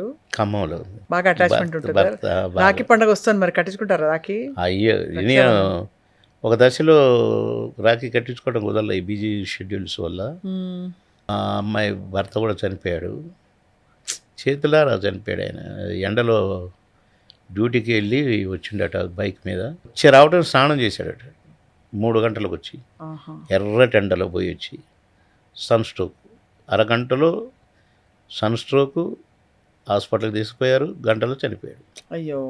ఇక ఇది నేను రాఖీలు కట్టించుకోవటం కానీ, నేను ఏదో ఏం చూసి సంతోషపడతాం. చిన్నప్పుడు ఏమో అట్లయింది, 2 పిల్లలు పుట్టేసరికి ఇట్లయింది అని కొద్దిగా. మరి మీకు ఆ తల్లి ప్రేమ ఎలా దొరికింది సార్ లైఫ్లో? ఇక తల్లి ప్రేమనా ఎంజాయ్ చేసింది ఏం లేదు, నిజమే. మా చెల్లి కొద్దిగా మా అమ్మలాగే ఉంటుంది మా చెల్లి. అందుకని అది కాక మా పిన్ని కూడా మా అమ్మ అక్క చెల్లెళ్ళు 5. మా అమ్మ నెంబర్ 1, నెంబర్ 5 మా చిన్నమ్మ. మా అమ్మ బాగా ఇష్టం ఆమె. ఆమెకు కూడా మిగతా అక్కల కంటే ఈ అక్కే ఇష్టం. మమ్మల్ని కొంచెం చేరదీసి కొద్దిగా చూశారు కనుక నాకు కొద్దిగా అందులో మళ్ళీ ఏమంటేనే నాకు ఇష్టం. అమ్మ అని పిలిచేది నేను మా పిన్నిని. మా అమ్మ గొడవ పెట్టుకునేది, రే దానికి పెళ్ళి కాదురా, నువ్వు అమ్మమ్మ అంటే నువ్వు కొడుకు పుట్టి ఇంత కొడుకుండగా అలా పెళ్లి చేసుకుంటుండ అంటారా, ఏమనలేమా మా అమ్మ, నీకెందుకు అని నేను అనేది. అట్లా ఆమె చూడు, దేవుడు ముందే మా అమ్మ కంటే ఇష్టమైన పిన్నిని పుట్టించాడు, మళ్ళీ నన్ను ఇటు అటాచ్ చేశాడు. కొద్దిగా భగవంతుడికి ప్రణాళిక ఉంటుంది కదా సార్. అది ఆయన చెప్పి చేయడు కదని, చెప్పకుండానే కదా స్విచ్ ఆఫ్ స్విచ్ ఆన్ అని. మీరు అయితే అదే మీకు ఒక టైంలో నేను విన్నది ఏంటంటే, మీకు ఎవరైనా విషం పెట్టే ప్రయత్నం చేశారా ఒక పాయింట్లో? నేను ఈ తనికెళ్ళ భరణిగాడు దొంగగాడిదే, అన్ఎడ్యుకేటెడ్ ఫెలో వాడు అని, వాడిని అన్ఎడ్యుకేటెడ్ ఫెలో అని తిడతాను. పండితుడు కదా, కవితలు రాస్తాడు కదా, రచయిత కదా, అన్ఎడ్యుకేటెడ్ ఫెలో రా నువ్వు, అందుకనే రాస్తున్నావు. కరెక్టేరా, నువ్వే ఎడ్యుకేటెడ్ రా, నేను అన్ఎడ్యుకేటెడ్ అంటాడు. అంటే బాగా క్లోజ్గా ఉంటాం. అదే నేను తిడతా ఉంటామని, రే గాడిదే నీకు చదువు రాదురా, ఎందుకురా పుస్తకాలు పెన్నులు పెట్టుకొని తిరుగుతావు. అవునరా, ఏదో నేర్చుకుందామని అట్లా ఉండేది. మేము ఒకరోజు పాన్ తింటవారా అంటాడు, చల్ పాన్లేంటరా, అదేం అలవాటురా గాడిద అని తిట్టినాడు. సరేరా తిట్టురా, నువ్వు తిడితే నాకు సంతోషమేరా, అన్నాడు. హ్మ్. మళ్ళీ సెకండ్ డేని అడిగాడు, అది తింటా, కొద్దిగా తింటారు, ఇంత తింటారు అన్నాడు. ఇంత కాదు, అరే అవి తీసి పడేస్తా అని తిట్టిన. మూడో రోజు ఢిల్లీలో షూటింగ్. అరే భరణి, పాములు తీయలేదేంటారు ఇంకా అన్నా. నీకెందుకురా, నీకు అసహ్యంగా కనపడతాయి కానీ ఆ పాములు, అందుకని నువ్వు భోజనం చేసి పోయినాక తిందామని పెట్టుకున్నా అన్నాడు. సరేరా, భోజనం చేసి వచ్చినా కానీ నేను ఇది కొద్దిగా చూద్దాం అన్నా. నా కొడక, నువ్వు అసహ్యం అన్నావు కదా, సరే తినచు అని ఇంతే ముక్క తీసిచ్చాడు. ఏంట్రా ఇదేం పాడరా అన్న. అన్నోన్ని మరుసటి రోజు 4వ రోజు, అరే నాకు కూడా ఒక 2 పాలు తెప్పిరా అన్న. ఆ. నీతో నువ్వు 5-6 తెప్పించుకుంటావు కదా, నాకు కూడా ఒక 2 పాలు తెప్పిరా అన్న. పడిపోయావు నా కొడక, పడిపోయావురా అన్నాడు. 2 పాలు తెప్పించిండు, 2 పాలు తిన్నా. 5వ రోజు నాకు కూడా ఒక 5 తెప్పిరా అన్న. 5 పోయి రోజుకు 30 పాలు తినేది. అట్లా అలవాటైపోయిందా? చంద్రబాబు గారు ముందే నేను ఎమ్మెల్యేని అయ్యిండి, మంత్రిని అయ్యిండు కూడా నవ్వులుకుంటూ, అది కాదు బాబనా, నాకు అదంతా అనవసరం, నాకు ఇది కావాలా, నేను ఇక్కడ మాట ఇచ్చిన, ఇట్లా మాట్లాడేది. అంత అడిక్షన్ అయిపోయిందా? అంత అలవాటు అయిపోయింది. దీనికి ఒక కథ ఉంది ఇప్పుడు, అది చెప్తా. అయితే నన్ను పాన్లో పెట్టి అంటే ముందు బాంబులు పెట్టి లేపేయాలనుకున్నారు నక్సలైట్స్, కుదరలేదు. మిమ్మల్ని ఆ, మీరు అట్లా పోతుంటే బాంబులు పేలాయా? పెట్టి చంపాలనుకుని స్పాట్లో చూశారు. కానీ నేను ఒక్కొక్క రోజు ఒక్కొక్క దగ్గర నాకు ఒక ఎస్పీ గారు చెప్పారు, నువ్వు ఇట్లా టాయిలెట్కి పోతావట కదా ఫలానా దగ్గర అని అడిగారు నన్ను. అవునన్నా, అట్లా పోకూడదు, నువ్వు విఐపివి, నువ్వు ఇవాళ ఇక్కడ పోతావు, రేపు అక్కడ పో, ఇంకో రోజు అక్కడ పో, కానీ మన వేరే బోర్డ్స్ ఎప్పుడు తెలియకూడదు, నువ్వు అందులో నువ్వు మంత్రివి, నీ మీద రిక్కీ జరిగింది అని అంటే, ఆహా అట్టనా అని నేను మళ్ళీ ఒక రోజు ఫోన్ వచ్చింది ఎస్పీ గారు, బాబుమన్ గారు మీరు ఇప్పుడు పాన్ తీసుకున్నారు కదా ఫలానా దగ్గర అంటే, అవునన్నా, వెంటనే పడేయండి, దాంట్లో విషయం పెట్టారన్న. సంగారెడ్డి దాడుతున్నాను అంటే, అట్టనా అని అట్లే చేతులనే పట్టుకొని ఉన్నా. మళ్ళీ ఒక ఫోన్ వచ్చింది, సాబ్ మై జహర్ लगाया साहब पान में మత్ నాకు సాబ్ బాహర్ పేక్ దేవ్ అన్నాడు. ఓ ముస్లిం అతను ఆ పాన్ కట్టినాడు. వెంటనే తీసి అట్లా పడేసిన బయట. మళ్ళీ పాన్ ముట్టుకోలేదు. ఒకరోజు చంద్రబాబు నాయుడు గారు ఏంటి ఏదో మార్పు కనపడుతుంది అన్నారు. ఢిల్లీ నుంచి ఒక మంత్రి వస్తే భోజనానికి మన ఇంటికి తీసుకురా, నేను భోజనం ఇంటికి వస్తా, నేను ఎప్పుడు పోయినా బాగా చూసుకుంటాడు నన్ను అంటే తీసుకొని పోయినాం. భోజనం చేసి కూర్చున్నాం. చంద్రబాబు గారు నేను కూర్చున్నాం, ఇక్కడ ఆయన కూర్చున్నాడు. పాన్ దానిలోంచి కట్టుకుంటుండే చిట్ట సున్నం రాసి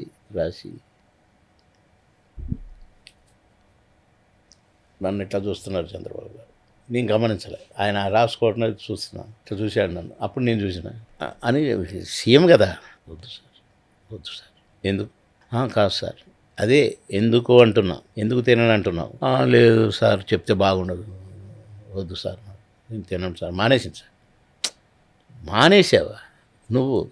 షోగ్గా తింటావు కదా పాను, నువ్వు నా ముందు కూడా నవ్వులుకుతూ నువ్వు ఇటు నొరంతా ఊపుకుంటూ తింటావు కదా, తిని ఇప్పుడు నేనే తినమంటాను కదా, కట్టి ఏమనాలనా అంటే, వద్దు సార్ ప్లీజ్ సార్, నేను తినను సార్, మేము ముందు తినను సార్, నాకు చాలా భయం సార్.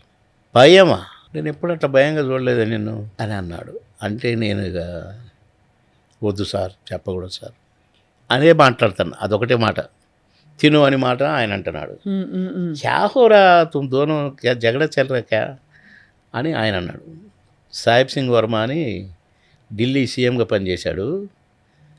తర్వాత ఇంకొక ఆయన సీఎం అయిన తర్వాత ఈయన దేశానికే లేబర్ మినిస్టర్, క్యాబినెట్ మినిస్టర్. ఎందుకు చెప్పాల్సింది ఇప్పుడు నాకు, నేను పోనీయను నేను అన్నాడు. అంటే నేను కట్గా చెప్తున్నా, అందుకనే అర్థమైంది, స్క్రీన్ ప్లే అర్థం అవుతుంది. అది కాదు సార్, ఇప్పుడు నేను పాన్ తిన్నాను అనుకోండి, మీకు కోపం వస్తుంది కదా సార్, మీ ముందు నేను పాన్ తినకూడదు కదా సార్, మరి తప్పు చేసినప్పుడు మీరు శిక్షిస్తారు కదా సార్, అందుకే తిన్నాను అంటున్నాను సార్ అంటాడు. లేదు ఎందుకు అట్లా అనుకున్నావు అన్నాడు. కాదు సార్, ఫలానా ఆయన తప్పు చేస్తే తీసేశారు కదా సార్ మంత్రి పదవి నుంచి, ఫలానా ఆయన తప్పు చేస్తే తీసేశారు కదా సార్, నేను పాన్ తింటే ఇది కోపం పెట్టుకొని నన్ను కూడా తీసేయచ్చు కదా సార్, నా మంత్రి పదవి పీకేయచ్చు కదా సార్ అన్నాడు. మంత్రి పదవి పీకేయచ్చు కానీ అనగానే ఇక కడుపు అప్పటిదాకా పోయి పట్టుకున్నాడు 45 నిమిషాలు అందాజుగా. ఇక నవ్విండు పడి అరే క్యూ వస్తున్నాయి దోనో వస్తున్నాయి అప్ తక్ లడ్లియే అవసరమే అంటే ఇక నవ్వుకుంటూ చెప్పి ఇక నా గురించి ఏదేదో చెప్పిండు. ఇక అంటే అట్లా చేశాడు వాడు భరణిగాడు నన్ను పాన్ కట్ అలవాటు చేసి కట్ చేయడం. చంద్రబాబు గంట సేపు నవ్విందాక చేశాడు. అప్పుడు ఈ మానేసినప్పుడు మళ్ళీ నేనే ఆశ్చర్యపోయినాను. నేనే అలవాటు చేసుకున్నా. మీరే తినరంటే వద్దురన్నా, మరుసటి రోజు కొద్దిగా గీరన్నా, ఆ మరుసటి నాకు 2-3 దేరన్నా, 5-6 దేరన్నా. మళ్ళీ నేను రోజుకు 30 పాన్లు తినడానికి పోయినా. 30 పాన్లు తినేస్తారు? 30 తినేది. జరదా వేసా? జరదా కాదు, కిమాం పాన్. కిమాం జరదా కాదు, జరదా ఉంటుంది కానీ ఇక అది లైట్గా కిమాం అంటారు దాన్ని. అన్ని తినేటోని పాన్లో విషయం ఉంది పడేయండి అని అక్కడతో వదిలిపడేశారు అంతే. మళ్ళీ ఈ రోజు వరకు no PAN. Only PAN card sir. PAN card joke వేసాను సార్. పాన్ కార్డు ఉంది కానీ అది ఎప్పుడు ఇంట్లో పెట్టెలోనే ఉంటుంది. దాంతో అవసరం రాలేదు నాకు. అదే అర్థమైంది. లోన్లు తీసుకుంటే వాళ్ళకి అవసరం వస్తుంది, అప్పులు చేసే వాళ్ళకి అది అవసరం వస్తుంది. అప్పులు చేయలేదు సార్ ఎప్పుడు? ఎప్పుడు ₹1 కూడా అప్పు చేసే అవసరం. మంచి అలవాటు సార్, చాలా గొప్ప అలవాటు. మీకు నమస్కారం నిజంగా ఈ విషయంలో. నాకు అవసరం రాలేదు కదా, దేవుడు ఇస్తూనే ఉన్నాడు కదా ఎప్పటికప్పుడు. అది కరెక్టే. అప్పుడు అమ్మ చనిపోయినప్పుడు అంటే నాకేం తెలియదు, డబ్బులు అంటేనే తెలియదు. నా టీచర్సే నన్ను చూసుకునేవాళ్ళు. వాళ్ళ పిల్లలతో పాటు నేను భోంచేసేది, వాళ్ళ ఇంటనే వాళ్ళ పిల్లలతో పాటు. వాళ్ళకి అప్పుడు ఏం తెలుసు అసలు, ఇంత ఒక లెజెండ్ మా ఇంట్లో పుట్టారు, ఇలా మా స్కూల్లో ఉన్నాడని చెప్పి. ఒక టీచర్ మురళి సార్ అని ఉండేది, ఆయన చూసిండండి నేను సినిమా యాక్టర్ అవటం. నేను ఖమ్మం పోతే బ్రహ్మరథం పట్టడం, వచ్చి కౌగిలించుకొని నా పరువు నిలబెట్టావురా, నిజంగా నాకు ఎంత గర్వంగా ఉందో అని నన్ను కౌగిలించుకొని కళ్ళ నిండా నీళ్ళు తెచ్చుకున్నాడు. నా బండి పోతుంటే ఊరేగింపు బండి దూరంగా నిలబడి అట్నే చూసుకుంటూ నిలబడ్డాడు. అది మరవలేంది అది. ఆయన వాళ్ళ తమ్ముళ్ళు వాళ్ళ చెల్లెళ్ళతోనే నేను పడుకునేది. అందరు ఇట్లా వరుస చేసుకొని ట్యూషన్ చెప్పి, ట్యూషన్ అయిపోయినాక హోంవర్క్లు రాసుకున్నాక అట్నే పడుకునేది. ఆడనే కింద చాపలు వేసుకొని అందరం. అంటే అంత నన్ను ప్రేమించడం అంటే గొప్ప చిన్న విషయం కాదు. ఒక టీచర్ అయ్యండి, ఆ టీచర్ అంటే మిగతా టీచర్లకు కూడా భయం, లోకలోడు. అందులో కొంచెం పొలిటికల్ బ్యాక్గ్రౌండ్ అదంతా అనమాట. మురళీధర్ అని భలే లైక్ చేశాడు నన్ను. మీరు చాలా ఈవెంట్ఫుల్ లైఫ్ సార్. ఇంత ఈవెంట్ఫుల్ లైఫ్ కానీ చాలా కష్టపెట్టిన విషయం ఏది అంటే మీ కుమారుడి విషయమే ఉంటుంది కదా? అవును, బాగా అప్పుడేమో ఏం తెలియదు అమ్మ చనిపోయినప్పుడు. ఆ తర్వాత మళ్ళీ ఇన్సిడెంట్ అంటే ఇదే మా బాబుది. చాలా టైం పట్టింది, చనిపోదామని అనుకున్నా. ఎవడి గోల వాడిది. ఆ టైంలో నేను 3 నెలలు రూమ్లోంచి బయటికి రాలే. ఆ రోజు ఎందుకో బయటికి వెళ్ళి ప్రకృతిని చూడాలని బయటకు వచ్చి రోడ్డు మీద నిలబడి ఉన్నాను. ఈవి సత్యనారాయణ చూశాను నన్ను. మా ఇంటి దగ్గరలోనే ఉండేది ఆయన కూడా రోడ్డు మీదకి వచ్చాడు. టికెట్లు బుక్ చేసాడు. రేపు బయలుదేరుతున్నారు, రేపు బ్యాంకాక్కి 50 రోజులు షూటింగ్. నన్ను బాబుమోనేనా అని అడిగాడట. బాబుమోనే సార్ అంటే, అరే పిలవండి ఏమండి అయినా మన కంటికి కనపట్లేదు అంటే గబగబా మేనేజర్ పరిగెత్తుకొచ్చి నన్ను తీసుకుపోయాడు. సో ఈవీ గారు రమ్మంటున్నాడు. ఏం బాబుమోహన్ ఇట్లా అయిపోయినావు అంటే, చనిపోదాం అనుకున్నా, ఎందుకు బతకాలని ఇష్టం లేదు, బాబు దగ్గర జరిగినాక నాకు ఏంటో పిచ్చోళ్ళలాగా అయిపోయిందన్న. బాగానే పేరు సంపాదించి అన్నీ చేసిన కదన్న, చదువుకోవటం కూడా బాగా చదువుకున్నా. ఇక చాలే అన్న పిచ్చిమాట మాట్లాడకు, రాను నాతో రా, రేపు మేము ఎవడు కూడా వాళ్ళ షూటింగ్ బ్యాంకాక్ వెళ్తున్నాం, నువ్వు ఇప్పుడు పోయి బట్టలు సర్దుకొని అన్నీ తెచ్చి నాకు ఇంట్లో పెట్టు, నీ సూట్ కేసు అన్నీ, మనం ఇద్దరం కలిసి నా కార్లోనే మనం ఎయిర్పోర్ట్కి వెళ్తున్నాం, మీరు ఏం చేస్తున్నారో ఎంతైనా కానీ టికెట్ కొని పారేయండి అని చెప్పాడు. టికెట్ తయారైంది. మరుసటి రోజు మధ్యాహ్నం బయలుదేరినాం, ఎయిర్పోర్ట్కి వెళ్ళినాం.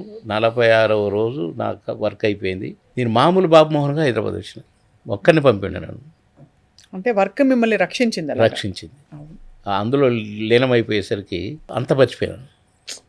అసలు ఇప్పుడు చెప్పిన సంఘటనలు కూడా పావన మర్చిపోవటం కానీ, నైట్ అండ్ డే 12 నెలలు పనిచేసి, సంవత్సరాలు పనిచేసి నేను ఎప్పటికప్పుడే ఎరైజ్, ఎంతటి సంఘటన అయినా అప్పటికప్పుడే మర్చిపోయేది. అసలు ఓ మంచి స్పీడ్లో వెళ్ళిపోయే బండిని బాబుమోహన్ ఉంటే నటించమని సినిమాలు చేయమని ఆ బ్రేకు అసలు ఎంత సఫర్ కావాలి. నేను మామూలుగానే ఉన్నా, నేను అసలు ఏం పట్టించుకోనట్టు నాకేం తెలియనట్టే ఉన్నా. మళ్ళీ వాళ్ళు దాసరి గారి దగ్గర వచ్చేప్పుడు నేను నవ్వుతూ మాట్లాడుతున్నాను. వాళ్ళు మొక్కలను నెట్టు వేసుకొని ఇట్లా వాళ్ళు ఉన్నారు. అది అట్లా నేను ఉండాలి అసలు. ఇది నా ఆన్సర్స్గా కూడా దాసరి గారికి అయ్యో నేను కాదు సార్, వాళ్ళే నటించమని ప్రొడ్యూసర్లకు చెప్పారు సార్. ప్రొడ్యూసర్లు ఏమో నాకు పాటలు పెట్టడం. కానీ ఇంకా కారణం అర్థం కావట్లేదు సార్, ఎందుకు నటించామని చెప్పారు? మీరు డామినేట్ చేస్తారు. ఈర్ష్య. మీకేమన్నా రెమ్యూనరేషన్ ఎక్కువ ఉండేది ఆ టైంలో? రెమ్యునరేషన్ గొడవ కాదు, మీరు వస్తే డామినేట్ అవుతారనా? ఇక ఏమనుకున్నారు అంతకంటే నేను ఎక్కువ చెప్పలేరు. అదే సాటి మిత్రుల గురించి నేను మిత్రులే ఇప్పుడైతే మస్తు దోస్తే కదా సార్. ఈ రాష్ట్రం అంతా అసహించుకుంటారు. ఒకళ్ళను ఎందుకు అసహించుకోవాలి? జరిగిన సంఘటనలు ఎందుకు చెప్పాలి నేను? అంటే అంత సంఘటనలు జరిగాయి అయితే మీకు? చాలా జరిగింది, చాలా చాలా. కానీ నేను వినలేదు, నాకేం కనపడలేదు, నాకేం వినపడలేదు అని ఉన్నా కనుక నేను ప్రశాంతంగా ఉన్నాను. ఇప్పటికీ నాకెక్కడన్నా సన్మానం జరిగితే కూడా ఎంక్వైరీలు చేసి ఇట్లా వాడికి జరిగిందట కదా, అయ్యో వాడు అంతేరా ఇట్లా అని మాట్లాడుకుంటుంటారు. ఓహో, ఒకరిద్దరే అందరి దగ్గర అయితే వెళ్ళిపోయారు మహానుభావులు, వెళ్ళిపోయారు. కోట శ్రీనివాసరావు గారు పాపం మంచివాడు బిడ్డ. ఎవరు ఇప్పుడు అన్ని కులాలు మతాలు అన్నీ కలిసిందే కదండి సినిమా ఇండస్ట్రీ. ఒకే కంచంలో ఇద్దరం భోంచేస్తాను. అరే తొందర రారా, నేను వేరే షూటింగ్ పోవాలి అంటే నువ్వు తినన్నా, నేను తర్వాత తింటలే, ప్లేట్లు లేవు, రాబోయ్ ప్లేట్లేదు ఏం లేదు, ఇద్దాం ఎంత ఇగో ఇటు నువ్వు తిని ఇటు నేను తింటుందా, పట్టరా అని నా ముద్ద కలిపి పెట్టేవాడు. ఎవరు సార్? కోటగారు. ఇది కూడా తట్టుకోలేకపోయారు కొందరు. వీళ్ళిద్దరు ఎంత క్లోజ్గా ఉంటారు ఏంటి అని. దాని తర్వాత కూడా మళ్ళీ మీ ఇద్దరం కలిసిపోయి అంతే ఉన్నాం ఫ్రెండ్లీగా. కానీ బాగా అభిమానించేవాడు. నా మైండ్ సెట్ అతనికి బాగా నచ్చింది. ఏమన్నా వీడు అసలు కోపానికి రాడు, ఫీల్ కాడు, పాపం మంచోడు వీడు, వినేమనకూడదు. ఒకసారి మాత్రం వాణిశ్రీ గారు బొబ్బిలి రాజా షూటింగ్, నన్ను పొద్దుటి నుంచి అదో ఇదో అని అంటూనే ఉండి ఆమె వింటుంది. నన్ను పిలిచింది. ఆమె నేను బొబ్బిలి రాజాలోనే ఫస్ట్ టైం చూడటం వాణిశ్రీ గారిని చూసే అవకాశం నాకు రాలేదు. ఆ అదృష్టం డే ఆ రోజు. అక్క గుడ్ మార్నింగ్ అన్న, తమ్ముడు గుడ్ మార్నింగ్ తమ్ముడు అన్నది. తర్వాత తమ్ముడు గుడ్ మార్నింగ్ అని అనేది మరుసటి రోజు నుంచి. ఆమె నన్ను చూడంగానే నేను అక్క అన్నాను, నన్ను చూడంగానే తమ్ముడు అన్నది. ఇక నాకు అరే నన్ను తమ్ముడు అన్నది, పెద్ద స్టార్ కదా. అవునవును, బొబ్బిలి రాజా ఆ షూటింగ్లో అని నేను ఆడ కూర్చుంటే నన్నే అబ్జర్వ్ చేస్తుంది, నవ్వుతుంది నన్ను చూసి. అక్క నేను అక్కడికి వస్తాను, రా తమ్ముడు, అరే కూర్చోయండి రా అక్కడ దగ్గర. అబ్బా మిమ్మల్ని చూడటం ఏంటి అక్క, నేను నా అదృష్టం కాకపోతే. Legendary actor. అమ్మో సామాన్యం. నెంబర్ 1గా ఎన్నాళ్ళు ఉందా, అందరు హీరోలతో ఆమె హీరోయిన్గా. అయితే నన్ను బనాయించటం, ఆ మాటలు ఈ మాట సూటిపొడిగా అనటం ఇవన్నీ వింటుంది. ఫస్ట్ పిక్చర్ నాకు కోటగారితో. విని నన్ను పిలిచి అడిగింది, నిన్ను టీచ్ చేస్తున్నాడు కదా, నేను ఏడిపిస్తున్నాడు కదా అంటే, అవునక్క నువ్వేమైనా ఫీల్ అవుతున్నావు? బే లేదక్క, ఇట ఎంతరో కలుస్తుంటారు, ఇది ఒక జర్నీ కదక్క, ఇంత మంచి తమ్ముడిని ఏడిపిస్తున్నాడు కదా, నువ్వు ఆడ కూర్చో, కోట రావా అని పిలిచింది. కోట ఇటు రావా, ఏంటి సీనియర్ నటుడు నువ్వు ఏంటి, మా తమ్ముడిని చాలా అంటున్నావు, నేను అన్నీ వింటున్నాను, ఆయన ఏం పట్టించుకోవట్లేదని, లేకుంటే సీనియర్ నటుడిని అయిపోయినాయి కానీ నేను ఏదో అనుకుంటున్నాను, మరి నేను సీనియర్ కదా నీకంటే, నేను కూడా తిట్టొచ్చుగా, నేను కూడా టీచ్ చేయొచ్చుగా, నేను బాగా ఇచ్చారు అని. నేను ఇంకొకసారి వింటే మాత్రం నిన్ను వదిలిపెట్టను, వార్నింగ్ అనుకో, నువ్వు ఏమైనా అనుకో, తమ్ముడు మంచోడు, ఫ్రెండ్లీగా ఉండాలయ్యా. మేము ఎంతోమంది ఎలాంటి పిక్చర్స్ చేసాం మేము ఎప్పుడు అనుకుని మా హీరోయిన్లో కూడా మేము ఫ్రెండ్లీగా ఉండేది. వాళ్ళ ఇంటికాడ నుంచి ఏదైనా తెస్తే నేను తినేది, నా దగ్గర నుంచి ఏదైనా తెస్తే వాళ్ళు తినేది, ఇంత బాగుండేటోళ్ళం మేము. పనిలోకి వచ్చిన తర్వాత మా ఇవన్నీ పక్కన పెట్టేది, ఈర్ష్యలు ఉన్నా ఏమున్నా కూడా మేము అసలు కేర్ చేసేవాళ్ళం కాదు. ఇదంటే పొద్దునక వచ్చినక ఆ నుంచి నువ్వు కుక్క మీద ఇవన్నీ అనేసింది. ప్రతి దానికి వాడిని ఏదో ఒకటి అంటాం, పాపం తమ్ముడిని అని అన్నది. ఆ రోజున నాకు ఎంత ధైర్యం వచ్చిందో. అదే ఆ తెల్లారి నుంచి నన్ను ఏమనలేదు, ఇక నాతో ఫ్రెండ్లీగా ఉన్నాడు. ఏంటి మారిపోయావా, మారినట్టేనంటావా లేక నా ముందేనా? లేదు లేదండి నేను అన్నాను, పాపం వాడు మంచోడు అని అన్నాడు. అని ఆమె కనపడంగానే నా భుజం మీద చేసి రారా ఒకసారి అక్కడ పోయిద్దాం అని తీసుకుపోయాడు. ఇట్లా నన్ను భుజం మీద చేపెట్టుకొని అక్క సినిమాల గురించి ఆమె చేసిన క్యారెక్టర్ల గురించి చెప్పి మొత్తానికి కాకపట్టేసిండు. అట్లా గొప్ప జీవితం అదొకటి సార్. పాపం. మీకు ఒక ర్యాపిడ్ ఫైర్ సార్. నేను అడిగే చాయిస్ల్లో ఒకటే చెప్పాలి, తర్వాత ఎందుకు ఏమిటి ఎలా. ఓకే. అప్పటి దర్శకుల్లో దాసరి గారు, కోడి రామకృష్ణ గారు, ఒకటి చెప్పండి. ఇద్దరు కాదు, వాళ్ళు ఒక్కళ్ళే. ఓహో, ఇద్దరు ఒకళ్ళే. ఇద్దరు ఒకళ్ళే. ఎందుకంటే దాసరి గారు కోడి రామకృష్ణ గారికి గురువు. అవును. ఫస్ట్ పిక్చర్ ఇచ్చిన డైరెక్టర్ గారు. నాకు ఫస్ట్ పిక్చర్ ఇచ్చిన డైరెక్టర్ గారు కోడి రామకృష్ణ గారు. కనుక ఈయన గురువు, ఆయన శిష్యుడు కోడి రామకృష్ణ గారికి గురువు. అవును. కనుక ఈయన గురువు నాకు, ఆయన గుగ్గురువు. గుగ్గురు. అవును, అంతే కదా. అంతే కదా. అంతే అంతే. నాన్న తర్వాత తాత అనాల్సిందే కదా. అవును. అట్లా నాకు ఇద్దరు రెండు కళ్ళు. అదే దాసరి గారు కోడి రామకృష్ణ గారు గురువు, ఉమ్. కోడి రామకృష్ణ గారు నాకు గురువు. దాసరి గారు మొదటి సినిమా కోడి గారికి ఇస్తే కోడి గారు మొదటి సినిమా నాకు ఇచ్చారు. కనుక ఈయన గురువు, ఆయన గురువు అని పిలుచుకుంటాను. గొప్పగా చెప్పారు సార్. తర్వాత తరంలో కృష్ణారెడ్డి గారు, ఈవీవి గారు. కష్టం చెప్పడం. ఎందుకు చెప్పడం? ఆయన స్టైల్ వేరు, ఈయన స్టైల్ వేరు. ఇప్పుడు మన చేతికి 5 వేళ్ళు ఉంటాయండి, ఒకే తిరుగున్నాయా? 5 వేరు వేరు ఉంటాయి. ఒకే పని చేస్తాయా? కానీ ఒకటి కనుక ఇట్లా పెట్టి మిగతా వాటితోటి మనం ఏదైనా చేయగలుగుతామా? ఏం పని చేయలేము. 5 కలిస్తేనే పనులు అవుతాయి. ఇది సినిమా. ఈయన స్టైల్ వేరు, ఆయన స్టైల్ వేరు. ఈయన హిట్లు ఇచ్చాడు, ఆయన హిట్లు ఇచ్చాడు. అంతకుముందు జంజాల గారు కొందరు ఇట్లా ఉండేవాళ్ళు. కానీ ఈవీవి గారి కంటే ముందు కృష్ణారెడ్డి గారే డైరెక్టర్. తర్వాత ప్రేమక ఇది నుంచి దంచుకుంటూ వచ్చాడు. అవును. ఇద్దరు నువ్వా నేనా అని సినిమాలు తీసేవాళ్ళు. డైరెక్ట్గా తెలిసిపోయేది, నువ్వు ఈ సినిమా తీసావు కాదు, నేను దీన్ని మించింది తీస్తా అని కథ మార్చి స్టైల్ మార్చి తీసుకుంటూ ఇద్దరు కూడా పాటలు గీటలు అన్ని క్యారెక్టర్స్ అన్నీ ఇద్దరు సినిమాల్లో కూడా నేను ఇంపార్టెంట్ క్యారెక్టర్లే వేసేవాడిని. నువ్వు ఆడ చేసిన ఒక క్యారెక్టర్ నా సినిమా మీద అక్కడ బాగా వచ్చింది అని ఈయన అనుకోలేదు, ఈయన కంటే బాగా వచ్చిందని ఈయన అనుకోలేదు. ఎక్కడి నుంచి వస్తున్నావు, నిన్న ఎక్కడ చేసినావు షూటింగ్? నేను ఈవీ గారు చేసిన అటనా బాగా చేస్తాడు కదా అది. ఇదనేమో కృష్ణారెడ్డి గారి అనేది. ఈవీ బాబు నిన్న ఎవరిది షూటింగ్? కృష్ణారెడ్డి గారిది. ఏంటి అలా పాడబెట్టిండా? లేదన్న, సీన్స్ ఇవాళ. మంచోడే, మంచి క్రియేటర్. ఇట్లా మాట్లాడుకునేవాళ్ళు ఆయన గురించి అయినా ఈయన గురించి అయినా. కానీ ఇద్దరు కామెడీని బేస్ చేసే ఆయన స్టైల్ ఆఫ్ పిక్చర్స్ మేకింగ్ వేరుగుండేది, ఈయనది వేరుగుండేది. అవును. కనుక వాళ్ళు ఎప్పుడు పోటీ అని ఎప్పుడు అనిపించరు. అనుకోలేదు వాళ్ళు. ఎందుకంటే నేను ఇద్దరికి ఈక్వల్గా చేశాను కదా సినిమాలు. ఆయనకు 10 రోజులు ఇస్తే ఈయనకు 10 రోజులు, ఈయనకు ఒక రోజు ఇస్తే ఒక రోజు, అట్లా చేసేవాడిని. కనుక నాకు ఇద్దరు గ్రేటే. సార్ రాజకీయాల్లో అన్నగారు కేసీఆర్ గారు, అన్నగారు ఎన్టీ రామారావు గారు మ్యాచ్ కాదే, అసలు మ్యాచ్ కావట్లేదు అంటారు. కారు కదా, కారణజన్యుడు ఎన్టీ రామారావు గారు. కారణజన్యుడు కాబట్టి ఎన్టీ రామారావు మనిషి రూపంలో ఉన్న దేవుడు ఆయన. కేసీఆర్ గారు ఆయన కొడుకు పేరు ఏం పెట్టుకున్నారు? తారక రామారావు అని పెట్టుకున్నారు. ఎన్టీ రామారావు గారి తల్లిదండ్రులు పెట్టిన పేరు తారక రామారావు గారు కదా. అసలు ఆయన కొడుకు పేరు ఎవడన్నా పెట్టుకోవడానికి ట్రై చేసినారా కనీసం? దేవుళ్ళ క్యారెక్టర్లు వేసి, రాముడిగా వేసిన, కృష్ణుడిగా వేసిన, దుర్యోధనుడిగా వేసిన, రావణాసురుడిగా వేసిన యాక్టర్ అంటే ఎన్టీ రామారావు గారు. రాముడు అంటే ఎన్టీ రామారావు గారు. అంతే కదా. అట్లా పూజించి కారణజన్యులు ఎన్టీ రామారావు గారు. కానీ అసలు పోల్చడానికి సరిలేదు. సార్ మీ 2 రంగాలు, 2 కళ్ళు, నటన, రాజకీయం. అవును. దేనికి ఎక్కువ మీరు కొంచెం మొగ్గు చూపుతారు? నటనేనా? ఒకటి వెజిటేరియన్ అనుకోవచ్చు, ఒకటి నాన్ వెజిటేరియన్ అనుకోవచ్చు. ఇప్పుడు వెజిటేరియన్ అయిపోయారు కదా సార్ మీరు. నేను కాదండి, సమాజం. అదే కరెక్టే. సమాజానికి అర్థమయ్యేది, సమాజానికి సరిపోయేటట్టుగా చెప్పాలి ఆన్సర్. మీరు సామాన్యులు గారు కదా మాకు.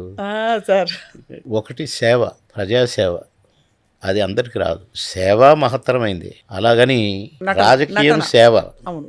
ఇది నటనేమో ఎదుటి వాళ్ళని నవ్వించేది, ఆనందపరిచేది. అది సేవే కదా ఒకలాగా. అంటే మీరు ఎంత వృత్తి అయినా అదే అంటున్నాను. అది సేవే, ఇది సేవే. ఇదేమో నటన పరంగా నవ్వించటం, అదేమో సేవ పరంగా నవ్వించటం. కానీ రెండిట్లలో నేను ఫస్ట్ క్లాస్ మార్కులు తెచ్చుకోవటం నా అదృష్టం. అంతే కదా. Great great great. ఇప్పటికీ దేవుడు అంటారు. బాబుమోహన్ గారు దేవుడు. అంకుశం, మామగారు 2 సినిమాలు. రెండే. ఎందుకంటే ఒకటి చెప్పండి సార్, ఏదైనా ఒకటి కాదు, ఒక్క ఆన్సర్ నా ఆన్సర్ కరెక్ట్ కాకపోతే నేను ఒప్పుకుంటా. ఎందుకంటే ఇది కాంపిటీషన్, నేను ఓడిపోను. అంతే. అంటే కరెక్ట్ ఆన్సర్ చెప్పకపోతే ఓడిపోయినట్టు. అంకుశము ఒక రాజకీయపరమైన, నేను ఒక సారా కాంట్రాక్టర్ క్యారెక్టర్. మామగారు ఒక అడుక్కునేవాడు, అదేమో కోటీశ్వరుడు, సారా కాంట్రాక్టర్. కనుక ఆ క్యారెక్టర్ వేరు, ఈ క్యారెక్టర్ వేరు. దానికి ఎన్నో అవార్డులు వచ్చినాయి, దీనికి ఎన్నో అవార్డులు వచ్చినాయి. ఇదేమో థర్డ్ పిక్చర్, ఏది అంకుశం. అదేమో 50-60 సినిమాల తర్వాత మామగారు. దీంట్లోనేమో కామెడీ విలన్, దీంట్లో ప్యూర్ కమెడియన్. కాబట్టి పోల్చలేము. కనుక పోల్చలేము. రెండింటికి కూడా 100కి 100 మార్క్స్ తెచ్చుకోగలిగింది అంటే అది నా పూర్వజన్మ సుకృతం. ఆ కళామ తల్లి దీవెన. నేనేం చేయలేదు, నాకేం రాదు. కోట శ్రీనివాసరావు గారు, బ్రహ్మానందం గారు ఇద్దరు మిత్రులే నాకు. ఇద్దరం కూడా పోటీపడి నటించేది. కొన్ని పేపర్లు కానీ సినిమా ఇండస్ట్రీలో కొందరు పెద్దలు కానీ మాకు పేర్లు పెట్టారు, 3 ఇన్వైటబుల్స్ అని. ఈ ముగ్గురు ఉంటేనే సినిమా, ఈ ముగ్గురు లేకుంటే సినిమా లేదు. 3 మహారథి అదే అన్నారు చాలామంది. ఒక్కొక్కరు ఒక్కొక్క రకంగా అన్నారు. 3 ఇన్నోవేటబుల్స్, వీళ్ళు లేకుంటే సినిమా లేదు అని. అంత ఒక టైం అట్లాగే ఉండేది కూడా. వీళ్ళు ముగ్గురు ఉన్నారా లేదా అని చూసేవాళ్ళండి. బాబుమోహన్ ఉండా, అంతేకాదు ముగ్గురు ఉన్నారా లేదా అని చూసేవాళ్ళు. కొద్దిగా ఈ మామగారు, మాయలుడు ఈ సినిమాలు వచ్చిన తర్వాత ఇక అసలు ఆ చినుకు చినుకు అందరితో పాట తర్వాత బాబుమోహన్ ఉండా లేడా, లేడా బాబుమోహన్ అరే అని సినిమా చూసేవాళ్ళు గారు. అది వాల్ పోస్టర్లుగా కూడా ఫోటో పెడితే ఫోటో చూసి ఉన్నాడు బాబుమోహన్ ఉండి పదండి అని పోయేదట. నేను విన్నది కాదు, నాకు చెప్పినారు సినిమా పెద్దలు. కనుక అది పూర్వజన్మ సుకృతమే. బాబుమోహన్ గారు, ఫైనలీ సార్ మీరు పార్టీ ఏమన్నా మారుతారా? ఇంకేం అనుకోలేదండి. ఆ మారే అవకాశం వచ్చుదో రాదు. అసలు నేను పాలిటిక్స్ ఎందుకంటే మీరు టీడీపీలో ఉండి మరి రేవంత్ రెడ్డి గారు కూడా మీకు చాలా దగ్గర ఉంటారు. అయ్యా నా తమ్ముడు, నన్ను బాబన్న అని పిలిచేది, నేను నా తమ్ముడు అని పిలిచేది. నేను మంత్రి, ఆయన ఎమ్మెల్యే ఎంట్రీ. కనుక కాలం నిర్ణయిస్తున్నా సార్, మీరు నిర్ణయించుకుంటారా? అంటే నేను రేపటి గురించి మాట్లాడను మేడం. నేను ఊహించిన మేడం పోయి అమెరికాలో సెటిల్ అయిపోద్ది, పిల్లల్ని అక్కడ అమెరికాలో చదివించుకుంటూ మళ్ళీ ఇక్కడ అటెండెంట్స్ వేసుకుంటూ బాంబులు వేసుకుంటూ ఈ 2 డబుల్ యాక్షన్ చేస్తారని మేము ఎప్పుడైనా అనుకున్నామా? అలాగే అంటారు. కూతురుని యాజ్ ఇట్ ఈజ్గా మళ్ళీ ఇంకొక మేడంను తయారు చేయడానికి తయారు చేస్తున్నారు, మళ్ళీ ఎప్పుడో దించుతారు ఇటు. లేదు సార్, వాళ్ళందరూ మీడియా వైపే రావట్లేదు, హ్యాపీగా ఇంజనీర్లు అయ్యి చదువుకుందామని ఇంజనీరింగ్ చదివి అలాగా. కానీ మీ వారసులు సార్, మీ నట వారసులు ఎవరు? పెద్ద మనవరాలకు చాలా ఛాన్సెస్ ఉన్నాయి. ఓక్ రిడ్జ్లో నన్ను ఒకరోజు అమ్మాయి 3-4 క్లాసు స్కూల్లే తాతయ్య అందరూ నిన్ను అడుగుతున్నారు, తాతయ్య ఎందుకు నాట వస్తారా, నువ్వు కలిసిపోదాం అని. నేను షూటింగ్కి పోయి కొద్దిగా లేట్ అయింది, గబగబా వచ్చి డ్రెస్ చేంజ్ చేసుకొని పదాన్ని కరెక్ట్గా పోయినాం. నా కోసం చూసి లేట్ అవుతుందని పోయి, నేను ఆమె నాటకంలో నటిస్తుందని నేను అనుకోలేదు, నాకు అది చెప్పలా, అందరు అడుగుతున్నారు అని చెప్పింది. సరే నేను అట్లా పోయినా మా మనవరాలే మైక్ ముందు డైలాగ్ మాట్లాడుతుంది ఇట్లా. అబ్బా చెప్పి యూనో అది అని ఏదో అడుగుతుంది, అది దాని యూ డూ లైక్ దిస్ అది అని చెప్పి సజెషన్స్ ఇస్తుంది. మళ్ళీ నేను కుర్చీలో కూడా కూర్చోలే, అంతే నిలబడిపోయినా. నాటకం వేస్తుందా, ఏం తెలిసిన నాటకం వేస్తుంది అని నేను ఆశ్చర్యపోయినా. అది చూసినాక అనుకున్నా, అమ్మ ఖచ్చితంగా వారసురాలే అని. ఇప్పటికి అడుగుద్ది. మొన్న ఈ మధ్య అడిగింది, తాతయ్య నేను సినిమాలో వేస్తా తాతయ్య. ఎన్నేళ్ళు సార్ ఇప్పుడు? 19th ఇయర్ వచ్చింది ఇప్పుడు. 19 years మనవరాలు మీకు ఉందంటే ఎవరైనా నమ్ముతారు సార్? డిగ్రీ ఫైనల్ ఇయర్, ఇంకొక 8 నెలలు అయితే డిగ్రీ అయిపోద్ది. హ్యాపీ. అయితే తన్ని ఫిల్మ్ రంగం ఆమెకి బాగా ఇంట్రెస్ట్ ఉంది, కానీ మా బాబుకి ఇష్టం లేదు. ఒకటి. రెండవది ఆమె పైలట్ చేయాలని ఉంది, పైలట్ నవ్వాలని. నేను పైలట్ నవ్వుతాను తాత. కోర్స్ కూడా అదే తీసుకుంది ఇప్పుడు. అక్కడ MBA చదవాలట, దానికి ఏదో కోర్స్ ఉందట. అమెరికానే పోవాలి. నేను అమెరికా పోతుంటే నాకు అనగానే ఏడుస్తున్నా. నేను పిల్లల్ని ఇద్దరిని వదిలి ఉండలేను, బాగా ప్రాణం నాకు. ఎందుకంటే డెఫినెట్గా పెద్ద పాప మా అమ్మే. మా ఇంట్లో 2 బర్రెలు పాలు ఇచ్చేటివి, మజ్జిగ చేసి కబంతో చిలికి నేను స్కూల్కి పోయే టైం కరెక్ట్గా బాబు టైం అయిందిరా రా అనగానే పరిగెత్తేది బ్యాగ్ వేసుకొని. 2 శారీలతో ఇట్లా వెన్న తీసి పెట్టేది, అదే బ్రేక్ఫాస్ట్ నాకు. నేను సాయంత్రం స్కూల్ నుంచి వచ్చినాక, అమ్మ ఇంత మజ్జిగ ఎందుకమ్మా, 2 పెద్ద బాణాల నిండా పెట్టారు, ఆ కొబ్బరి చిప్పల్ని కర్రబెట్టి అది పుంచుకొని పోసుకునేలా చేసి ఎందుకమ్మా అంటే, నాన్న పాపం డబ్బులు లేని వాళ్ళు ఉంటారు పేదోళ్ళు, వాళ్ళకు మజ్జిగ ఎక్కడి నుంచి వస్తుంది పాపం, మన ఇంటి నుండి ఉంది కదా, అందుకని నేను అట్లా వాటాలు పోసి పెడితే అందరూ ఎవరికి అవసరం ఉన్నంత వాళ్ళు మజ్జిగ తీసుకుపోతారా అని చెప్పింది మా అమ్మ. సేమ్ లక్షణాలు పెద్ద పాపలో ఉన్నాయి. చిన్న ఆమె సైలెంట్, వాడు బర్గర్లే తినేది, ఏమో బర్గర్లే తింటుంది, వాడు స్వీట్ ఎక్కువ తినాడు, కార జంతికలు అవి బాగా ఇష్టం వాడికి, ఏమక ఏ ఇష్టం, చిన్న పాప. కనుక మా అమ్మ నా చనిపోయిన కుమారుడు ఇద్దరు మా ఇంట్లో పుట్టారు, వాళ్ళే వచ్చారు, సేమ్ గుణగణాలతో వచ్చారని నమ్ముతారా? చాలా సంతోషపడుతుంటా. మీ మంచి మనసుతో మీరు అన్నీ మంచి చూస్తారు కాబట్టి ఏది జరిగినా దాన్ని పక్కన పెట్టి దూసుకెళ్ళిపోయారు. అంతే. ఇంకా the best is yet to come అనిపిస్తోంది. అంటే రాబోయే రోజుల్లో మీకు ఏ పార్టీ ఏ టికెట్ వరించి వస్తుందో అందుకనే నేను సైలెంట్గా ఉన్నాను. అంతే, వెయిట్ చేసి చూడాలంటారు అయితే టైంకి. కానీ మేము మాత్రం అప్పుడప్పుడు డిస్టర్బ్ చేస్తాం సార్, మాతో కొన్ని కబుర్లు చెప్పాలి ఏమైనా మా చేయొచ్చు. ప్రేక్షకుల కోసం. పాలిటిక్స్లో ఎట్లుంటుందంటే అండి, అంటే నేను గ్రహించింది ఎప్పుడు ఏదైనా జరగవచ్చు, అవును, బండి ఎటైనా తిరగచ్చు, కానీ దేవుడు ఏ రాత రాస్తాడో మనకు తెలియదే, ఎటు పొమ్మంటాడో తెలియదే. కానీ మనం ఎందుకు టెంప్ట్ అవ్వాలా? రాజకీయ నాయకుడిగా చేయొచ్చునో చేయకపోవచ్చునో, అవకాశం రావచ్చు, ఇవ్వచ్చునో ఇవ్వకపోవచ్చునో. నేనా ఇండ్లకు పోవాలి అందులోకి పోవాలని నాకు లేదు, నేను అట్లా ఆలోచన కూడా రాలేదు నాకు. కనుక చూద్దాం. ధన్యవాదాలు బాబు మోహన్ గారు, thank you so much sir. Next time అద్భుతమైన మీ అంటే ఇంకా నెక్స్ట్ మీ పొలిటికల్ నెక్స్ట్ స్టెప్స్ తోటి మన నెక్స్ట్ ఇంటర్వ్యూ జరగబోతోంది. Thank you very much. నమస్తే sir. Thank you very much madam. America madam order ఇస్తే మా బాస్ కదా, అయ్యో బాబాయ్ sir, boss order thank you sir. Follow అవుతాం.